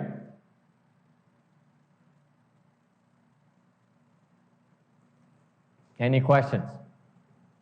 So now we look at suffering as the biggest part of suffering and most difficult to deal with is not the body, it's not the sickness of the body. It is the affliction, the mental illness, if you will. Thành cái khổ đó, cái thân khổ đó, nó dễ chữa, cái tương đối còn có cơ hội. Để cái tâm khổ đó, hiện bây giờ y khoa nó chưa biết cách chữa tâm khổ. Có Phật giáo mới chữa được thôi. Only Buddhism has the antidote to all these mental illness. Phật giáo mới có những cái phương pháp để mà chữa cái tâm bệnh.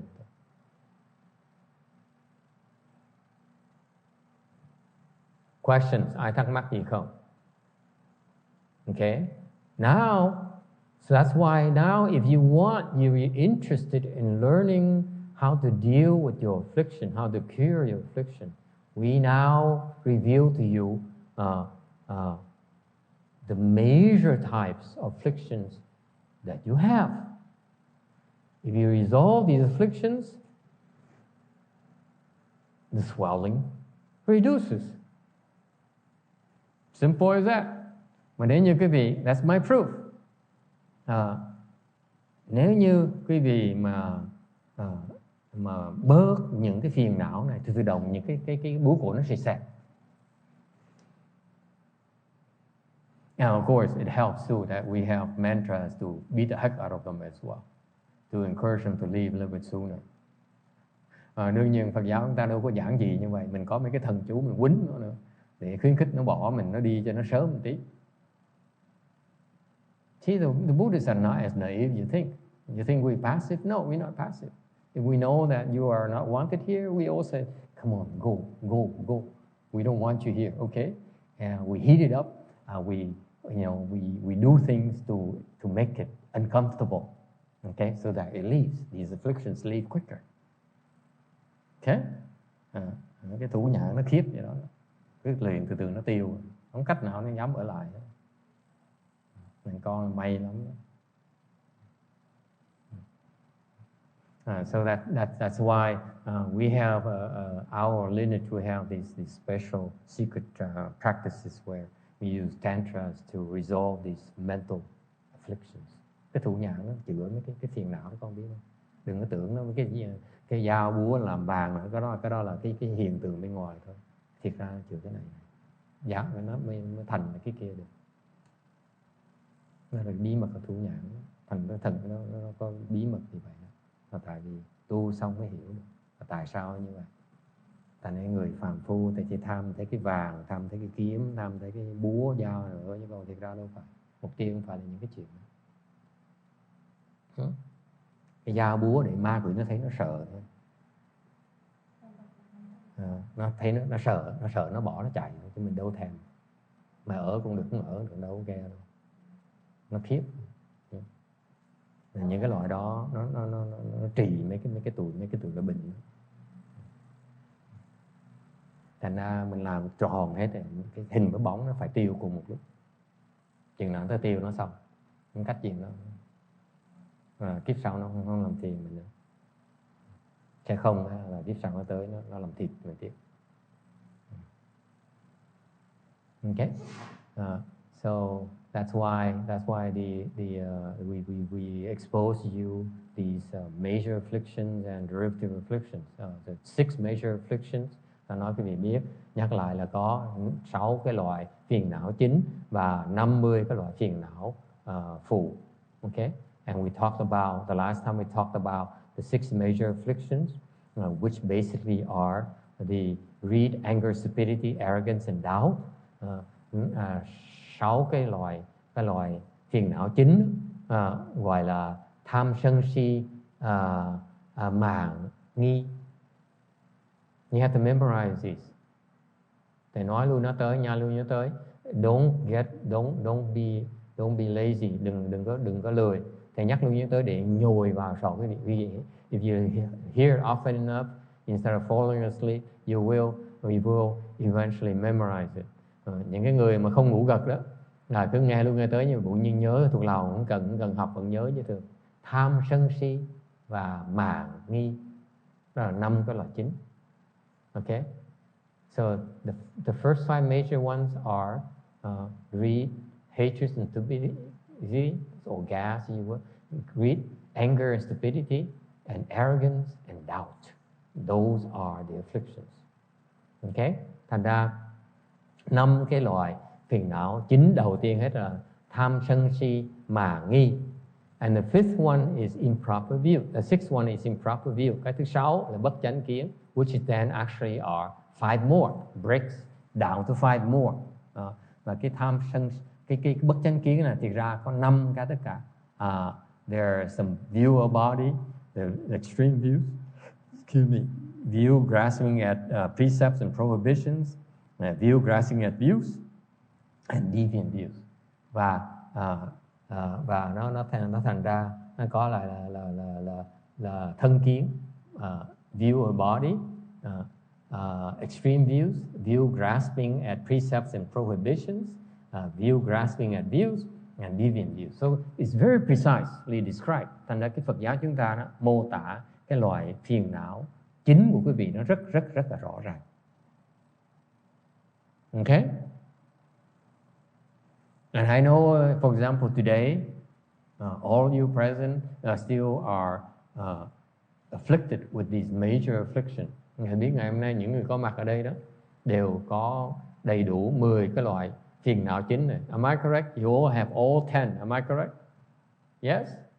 See, we all have 10. This is what we have in common. Cái này chúng ta giống nhau cho đó.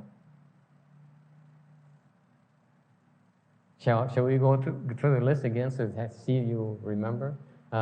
You see? Anyway, I assure you these 10 are you still afflicted with.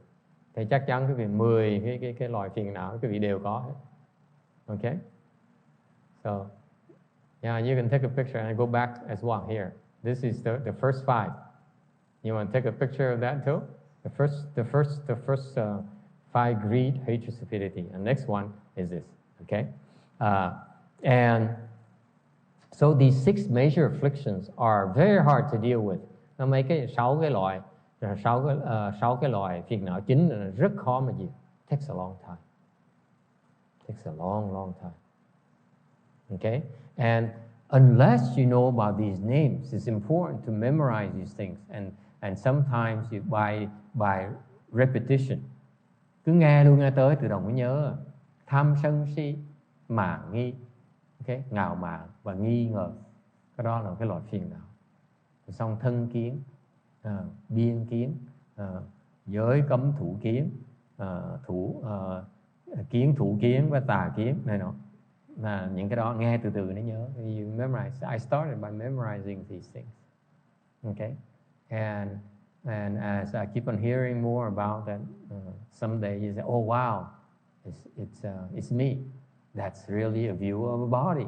Boy, am I arrogant. Boy, am I so skeptical, so doubtful. Okay? Okay? The sages, by the way, have no doubt. Nhưng người thánh nhân không có nghi. They're not arrogant, obviously. Họ không có ngạo mạn. They're not greedy. They're not greedy for money. Không tham tiền. Okay? So I think that selfies are a big number. The self is the root source of all these problems. Selfism?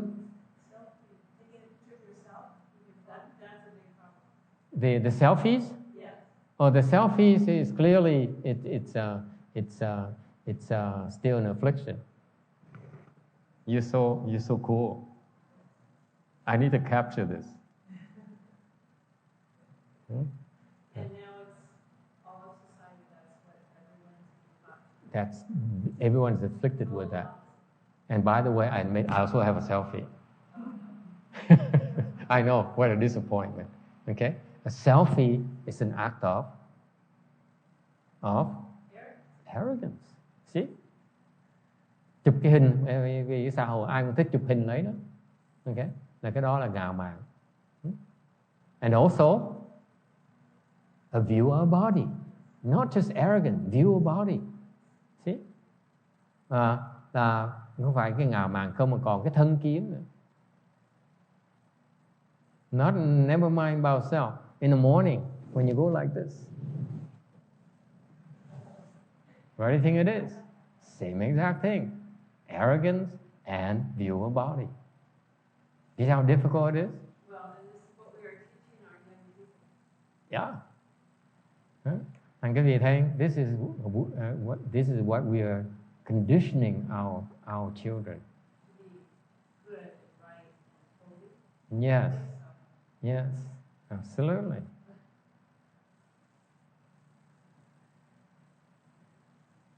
Okay. But it gets even more difficult than this. Cái này là còn có thể dễ thấy. This is rather easy to see, right? Relatively easy to see. Cái này còn dễ thấy. There's many more that are much more difficult as we move on. That these minor, these derivative afflictions even harder to see. Và cái phiền não phụ này còn khó thấy hơn nữa. Okay. So to tell you that all these actually theory, cái này là chỉ là lý thuyết thôi. To tell you that the Buddha, he teaches the way to his students and his students can become sages. Và Đức Phật á, dạy đệ tử các ngài đã thành thánh nhân rồi. And that's why I left an anecdote here for one of his very famous disciples called Shariputra. And đây cái chuyện có một cái công án về cái ngài Xá Lợi Phất đệ nhất trí huệ. He is the wisest among his Arhat disciples, his constant companions. Hồi đó Đức Phật còn tại thế thì 1255 vị A-la-hán chuyên môn theo bên cạnh sát Phật. Phật đi đâu các ngài đều có đó.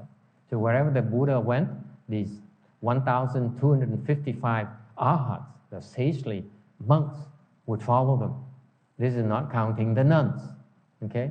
Trong đó còn có nhiều sư cô nữa. But since Indian Buddhism, we simplify things by only putting men ahead of the women, which is the Baha'i way of saying it. So we only count the arhats. Actually, there's many arhats who are nuns. Thành ra kinh thiệt ra chỉ nói về các vị thánh tăng A-la-hán thôi.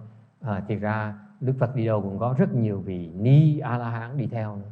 In fact, there were a lot of arhats who are nuns as well, who are accompanying the Buddha everywhere he went. Okay? It's a fact. Okay? But it's kind of difficult because they have different accommodations. They have separate quarters and so on. So it's too complicated. Okay? But anyway, the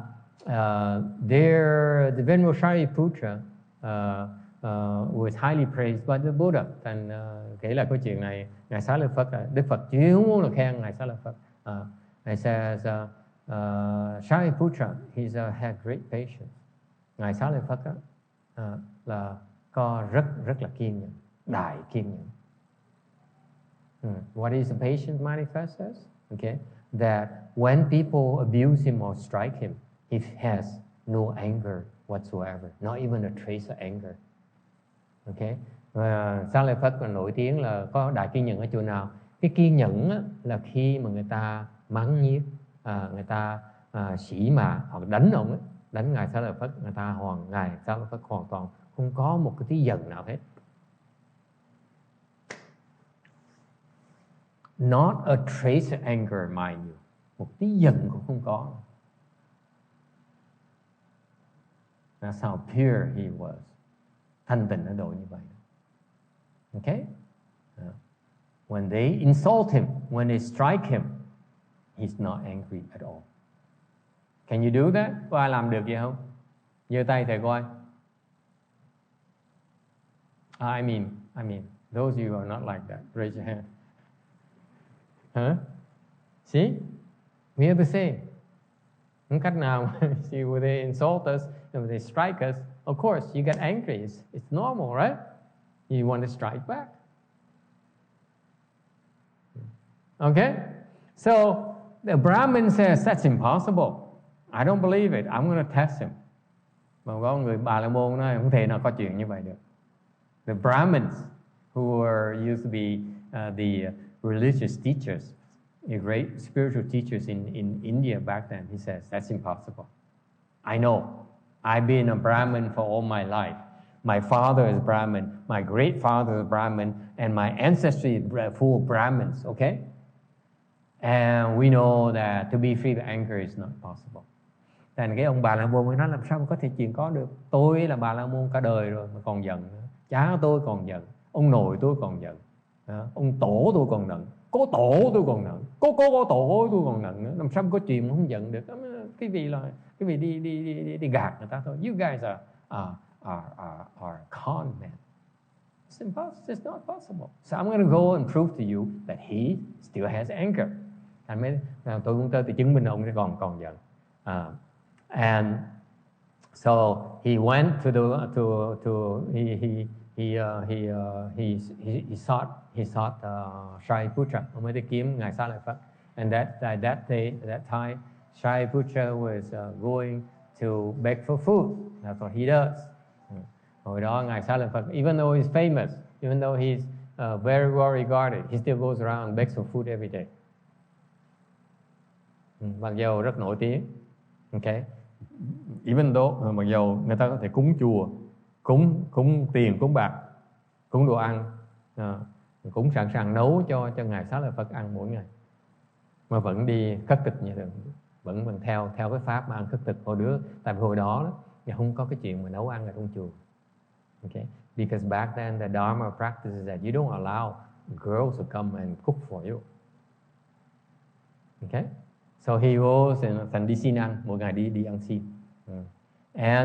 And so this Brahmin came, snuck up right behind him and struck him on the head, on the back, very hard. Ông này lén tới, ông Bà La Môn lén tới, đánh một cái mạnh sau lưng. And Shariputra kept on walking without even looking. Mặc dù bị đánh như vậy, ngài Xá Lợi Phất vẫn tiếp tục đi, không có nhìn theo nữa. Okay? And because of that, this total lack of any response or reaction whatsoever to the attack. Mặc dù một cái sự hành động nó thô bạo, nó tàn bạo như vậy, ngài Xá Lợi Phất hoàn toàn không có một bất cứ một phản ứng gì.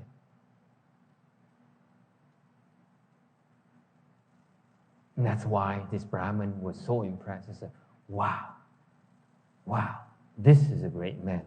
And he knelt down in front, he went down in front of Shariputra and said, please forgive me. Thành vì cái hoàn toàn không có phản ứng nữa con. Chân phải nên mình người như thầy quýnh một cái mình biết đau rồi. See, you beat me, I know it hurts, but I know better it comes a month. So I will not, but I listen. Lúc bang say, who hit me? Shariputra doesn't care.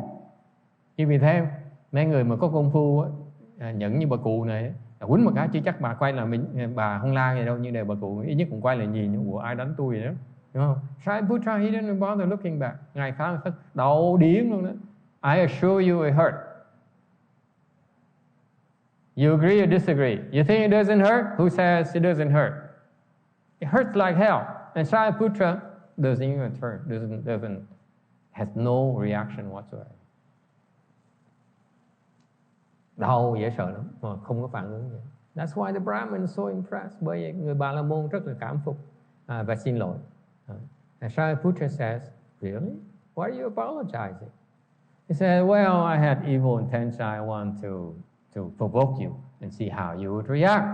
Thì ông Bà La Môn nói, tôi thú thật, nói là tôi cố ý tôi quýnh ông để mà quýnh ngài để mà thử ngài có phản ứng.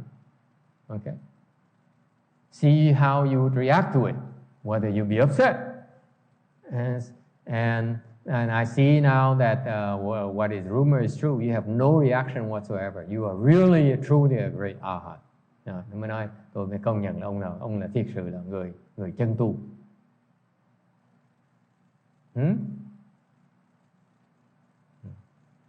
Any questions or comments? Ai thắc mắc gì chuyện này không?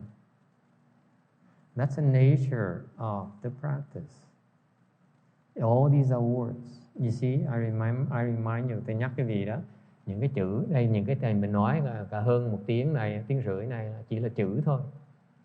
But it boils down to when someone hits you, when someone insults you, do you get angry or not? If you have no anger, that means you have wisdom. You have no anger whatsoever inside. Then it's called wisdom. Những cái vị thấy không? Những cái danh từ này, những cái giáo lý này nó chỉ là chữ thôi. Cái quan trọng là nếu quý vị có thiệt sự có trí huệ đó, thì hoàn toàn trong này nó hoàn toàn không có giận tí nào, mới gọi là trí huệ. So far so good. There's a standard in Buddhism. It's not words. It's about how you behave when you are insulted, when you are struck. And by the way, this is what my boys and girls have to go through.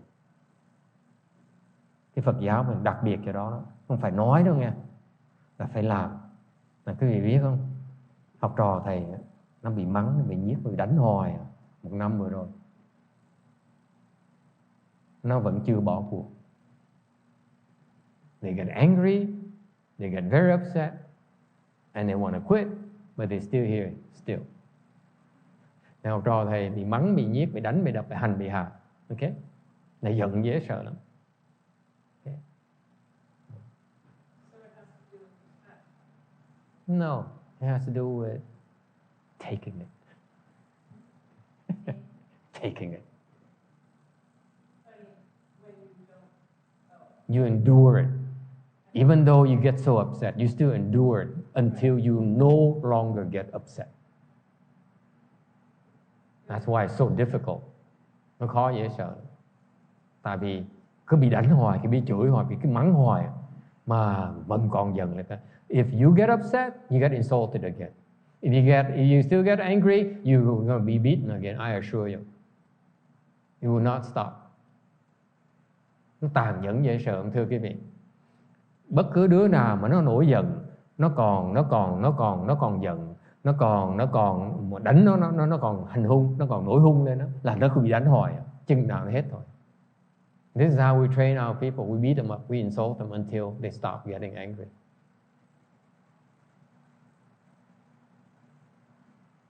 Okay? But it does have to do with ultimate respect for others. No, it has more to do with cruelty.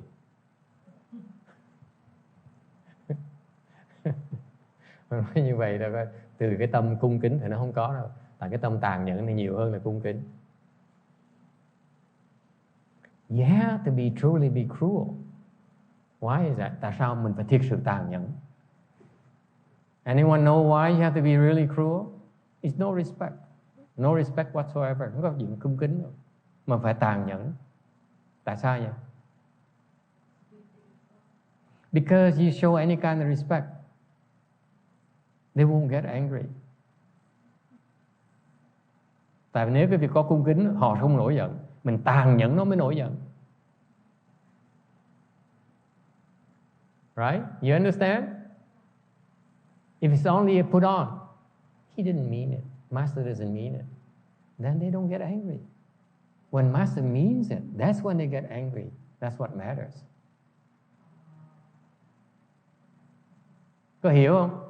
Nếu nó nghĩ thầy chỉ gạt nó thôi, chỉ làm bộ là tàn nhẫn thôi, thì nó nói ông thầy giả bộ thôi, mình sao mình giận làm cái gì? Ông thầy giả bộ thì mình cũng giả bộ không giận. Ok? Ông thầy giả bộ mình cũng giả bộ. Mà ông thầy tàn nhẫn thiệt mình mới giận thiệt chứ. Đúng không? Lúc người ta thiệt sự tàn nhẫn á, mình không giận mới là đúng. That's when people are truly cruel and you're not angry. That's what it matters. This man here was cruel. This Brahmin was cruel. Cái ông Ba La Môn này rõ ràng là rất là tàn nhẫn, rất là ác. Cái tâm nó rất là ác. Đúng không? Tới kiếm Xá Lợi Phất để mình kiếm chuyện không à. Điều xấu này thôi. Không có gì mà tốt ở đâu đó. Mà hoàn toàn không giận. Remember the same story. This Brahmin here came with the express purpose of berating and insulting and getting Shariputra in trouble. What did Shariputra do? Nothing. Nothing whatsoever.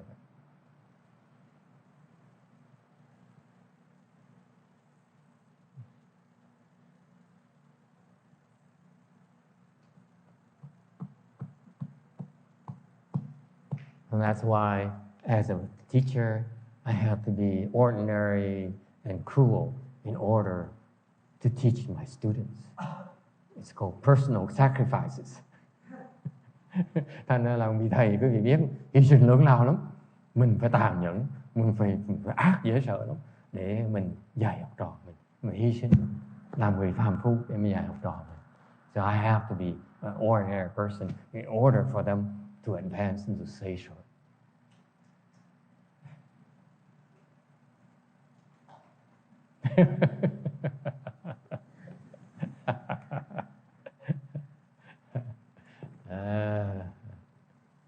Kim Điền is no longer taking notes. Có Kim Điền nó không thầy nó kiểu cái này không tin được. It's not believable. Yeah. That's my transcriber right away. Okay. So this Brahmin here came back and he said, listen, I'm very sorry. Let me do something about it. Please go to my home. I'd like to offer you food. Okay. Please accept my offering. Thế ông Bà La Môn mới phát cái tâm ra thôi, bây giờ sư phụ một tiệc sư phụ không giận, thì sư phụ cho con cúng dường sư phụ ăn. He is very smart. This Brahmin is very smart. He says he actually is a test. Quý vị hiểu không? Tại vì nhiều khi ông nói là cái ông Bà La Môn nghĩ là lỡ ông này cũng có võ thiệt, mình quýnh cái mình ổng mạnh quá, mình quýnh nó ổng không đau. Thành bây giờ thiệt sự mà ông giận mà ông ngầm ở trong thôi, đúng không? Thành nói bây giờ thiệt sự ông không giận, mình phải nhận đồ ăn mình. See this Brahmin here, you don't understand how evil this Brahmin here, this Brahmin was. He says, maybe he's so strong that he can my striking him is not that he can withstand it. But he's truly not angry at all. He'll have to accept my food offering.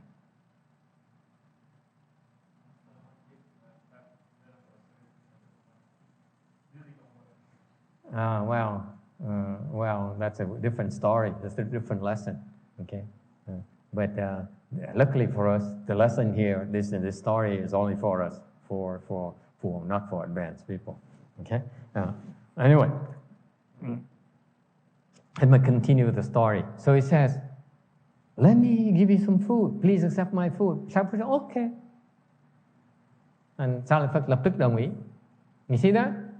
Because for the reason that Shariputra wants to show this man here, there's absolutely no anger at all in his heart. Tại vì sao? Ngài Xá Lợi Phất muốn hoàn tất cái bài học là trong tâm tôi đó, hoàn toàn không có giận, có tính toán gì hết. That's why he had to go to the house.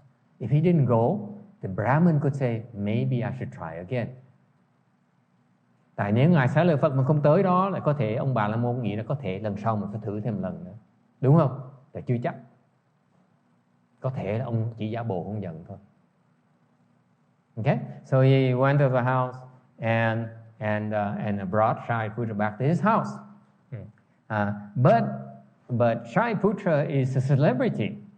So everyone saw the whole thing that happened. They were very upset. They said, wow, this man who we revere. Everyone around here reveres him. Okay? How dare this man come and strike him like that? So they get upset and they told each other and said, let's go and teach this guy a lesson, this Brahmin a lesson. It's a typical, if you attack the master, you have to deal with the disciples, right? No. Fail again. Jesus, you never learn. Thầy nói giống tương tự là nếu nó đánh thầy thì đệ tử phải tới trả thù cho thầy. Đứa nào cũng nhìn qua nhìn lui nhìn tới, không ai đồng ý. Ngày trước, the disciples run first, the first to run away.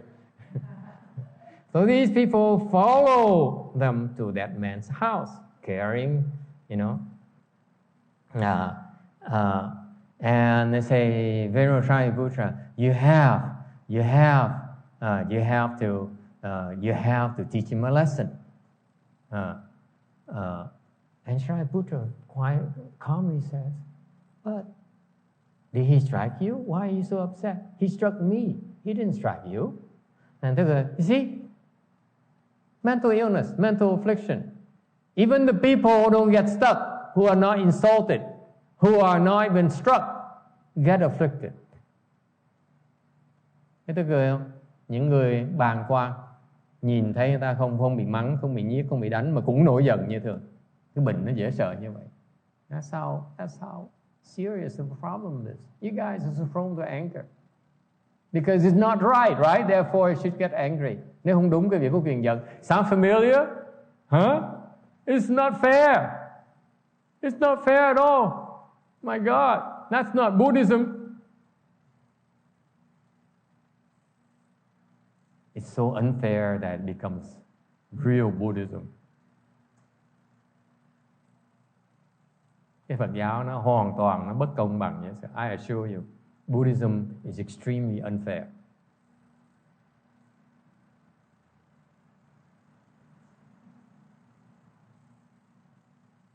And when you come to think of it, Buddhism is total nonsense.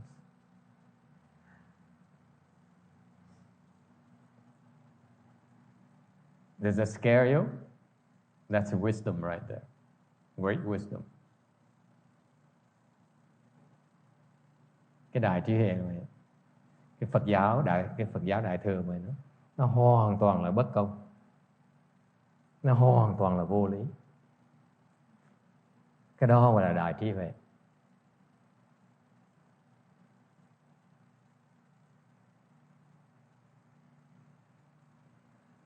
Questions? Ai thắc mắc gì không?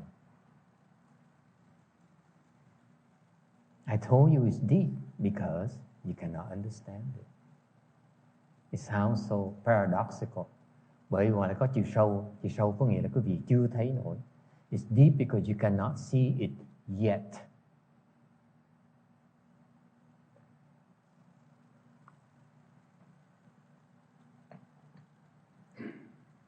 Who believes that Mahayana is totally unfair? Ai tin rằng Phật giáo đại thừa là hoàn toàn bất công bằng? Raise your hands, please. Okay, that's 3 of us.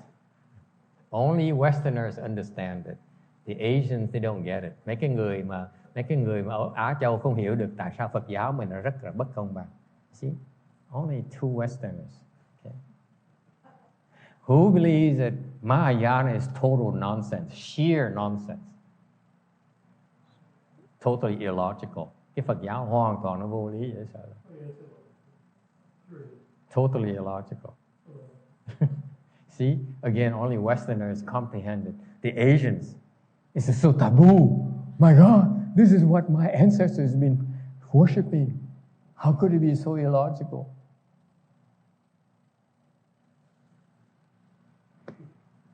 Okay. This is why we have to go to America nowadays, because the Asians don't understand it anymore. Bởi vì mình phải đem Phật giáo qua Tây phương này, cái mấy người Việt Nam hiểu không nổi nữa, mấy người Tàu hiểu không nổi nữa. Phải không? Yes.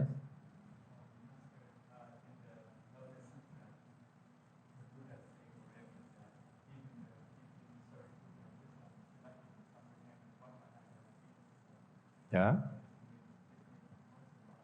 No, he has some wisdom, but he doesn't have the great wisdom yet. That's all he means. He has wisdom, but not great wisdom. It takes a while. It's not that easy.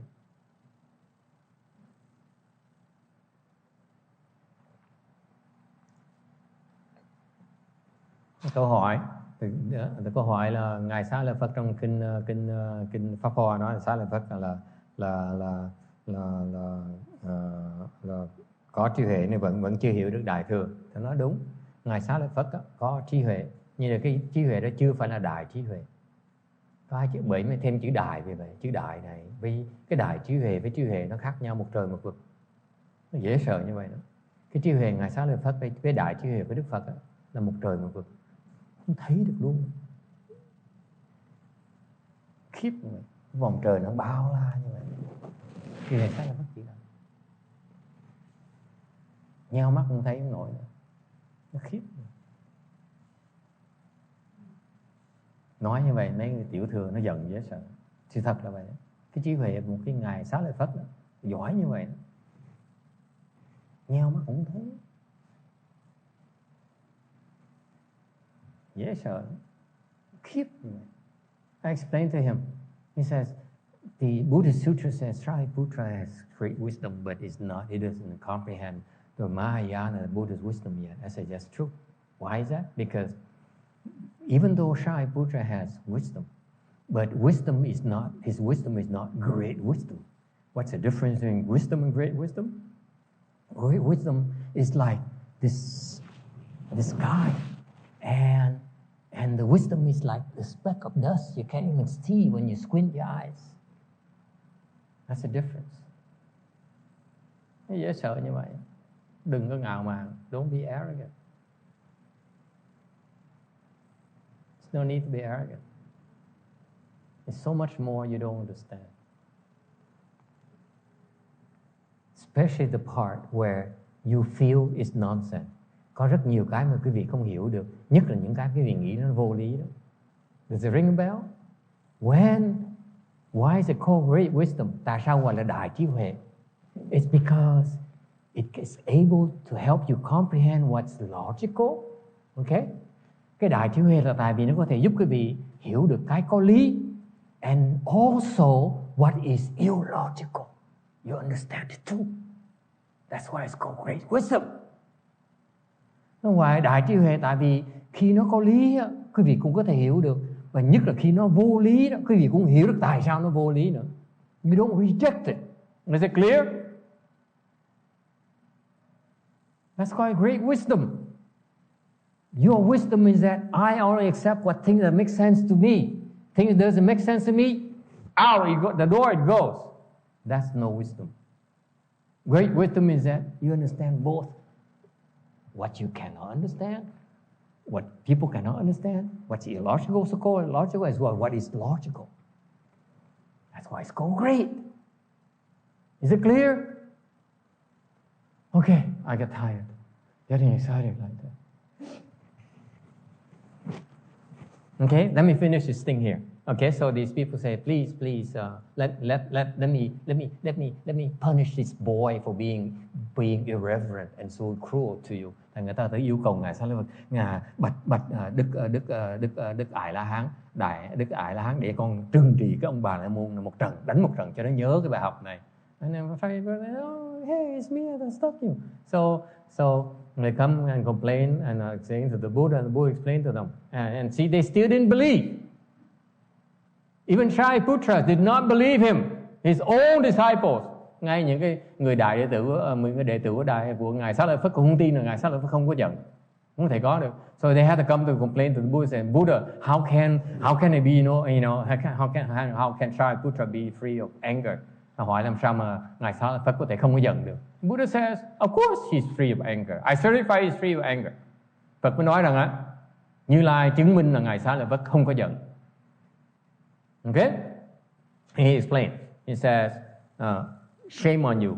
You should not strike an arhat. You should not. Ngài dạy, Đức Phật dùng cơ hội để mà dạy ngay. Quý vị không nên đi đánh người A-la-hán. Okay? Và người A-la-hán không thể nào đánh trả lại. In particular, an arhat, Brahmin here means arhat, by the way, a sagely man.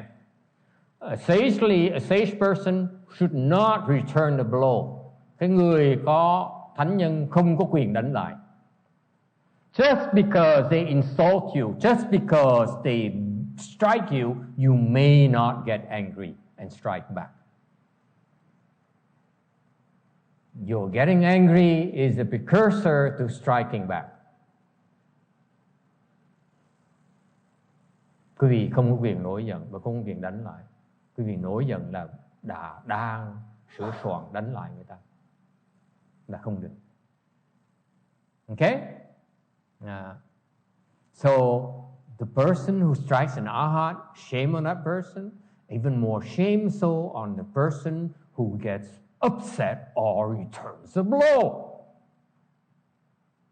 That's Mahayana. Thành ra Đức Phật mới nói tiếp, cái người mà dám tới đánh một vị A-la-hán là một người có tội rất là nặng. Mà cái người có tội nặng hơn nữa là cái người A-la-hán mà dám đánh trả lại. Is it clear? That's our training. We insulted, we struck, but we don't return the blow.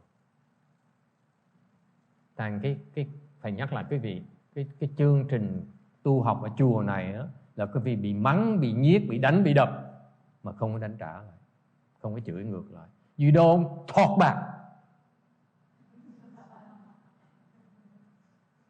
Okay? Không được nói ngược lại. So far so good. And the Buddha also explains.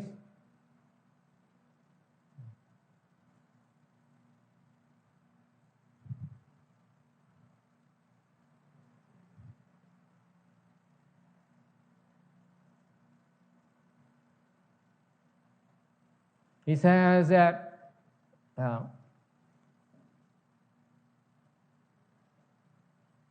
the person who is able to restrain your mind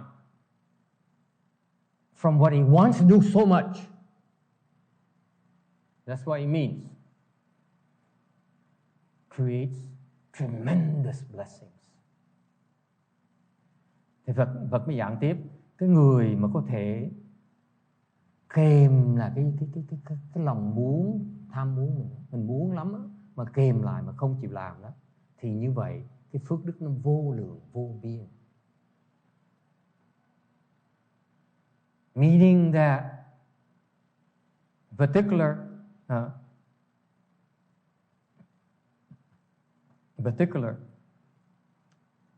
this urge to retaliate,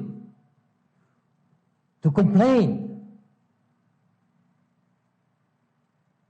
Nhất là khi mình when after you are insulted, after you are struck, is what the Buddha refers to so dear to your heart. Does it ring a bell? Huh? Nhất là khi người ta bị mắng nhiếc, bị hành hạ, thì cái động cơ mà muốn mình tránh trả lại phải lên, nó rất là mạnh trong mình, nó mạnh không thể tưởng. That desire to retaliate, to complain is so strong in here. It burns right here. Okay? It burns right here in your guts. Okay? And even though you realize it's right there and you do nothing, you're creating tremendous blessings. Quý vị tập bằng cách là không có làm gì hết, người ta chửi, người ta đánh mình không làm gì hết, thì lúc đó mình đang tạo công đức dễ sợ. But if you strike, if you complain, if you get upset, how much blessings you have? Zero. Và nếu quý vị nổi giận, quý vị đánh trả lại, quý vị bao nhiêu phước nó tiêu hết. Dễ sợ như vậy đó. It's a two-edged sword. If you don't do it, you gain tremendous blessing. You do it, you suffer tremendous losses. Is that clear? It's a two-way street. If you have big gains, along with it comes big losses if you don't do it right. Thành ra cái vị thấy không? Con đường nó hai chiều. Mình làm đúng mình được phước dễ sợ lắm. Mình làm sai á, mình hụt phước cũng dễ sợ lắm. Không chạy đâu được hết.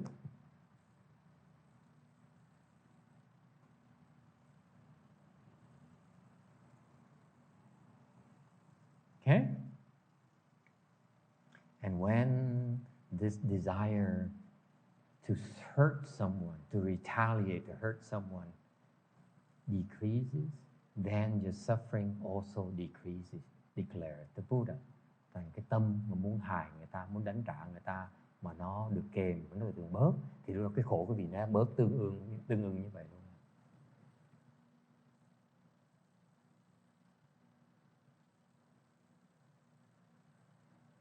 This is the way of ending suffering. Đây là cái phương pháp để mà liễu cái khổ.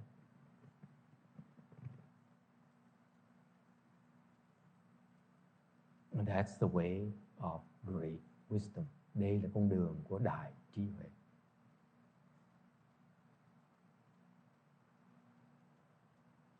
In conclusion, we can teach you about the theory, but we put you through the test. Thành cái Phật giáo mình dễ sợ lắm. Dạy quý vị cái lý thuyết thôi, rồi phải thử thách quý vị để có thể có hiểu, đem lý thuyết áp dụng hay không. So we teach you about the principle, not getting angry. And then we're cruel towards you to see how you react to it.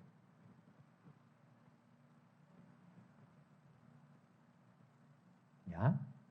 Yeah?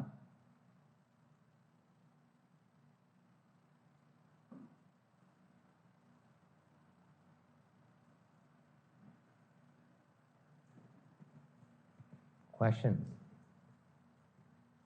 Okay, that's next time we talk about the subsidiary afflictions, 20 of them. Lần sau mình bàn về cái tấm sau là cái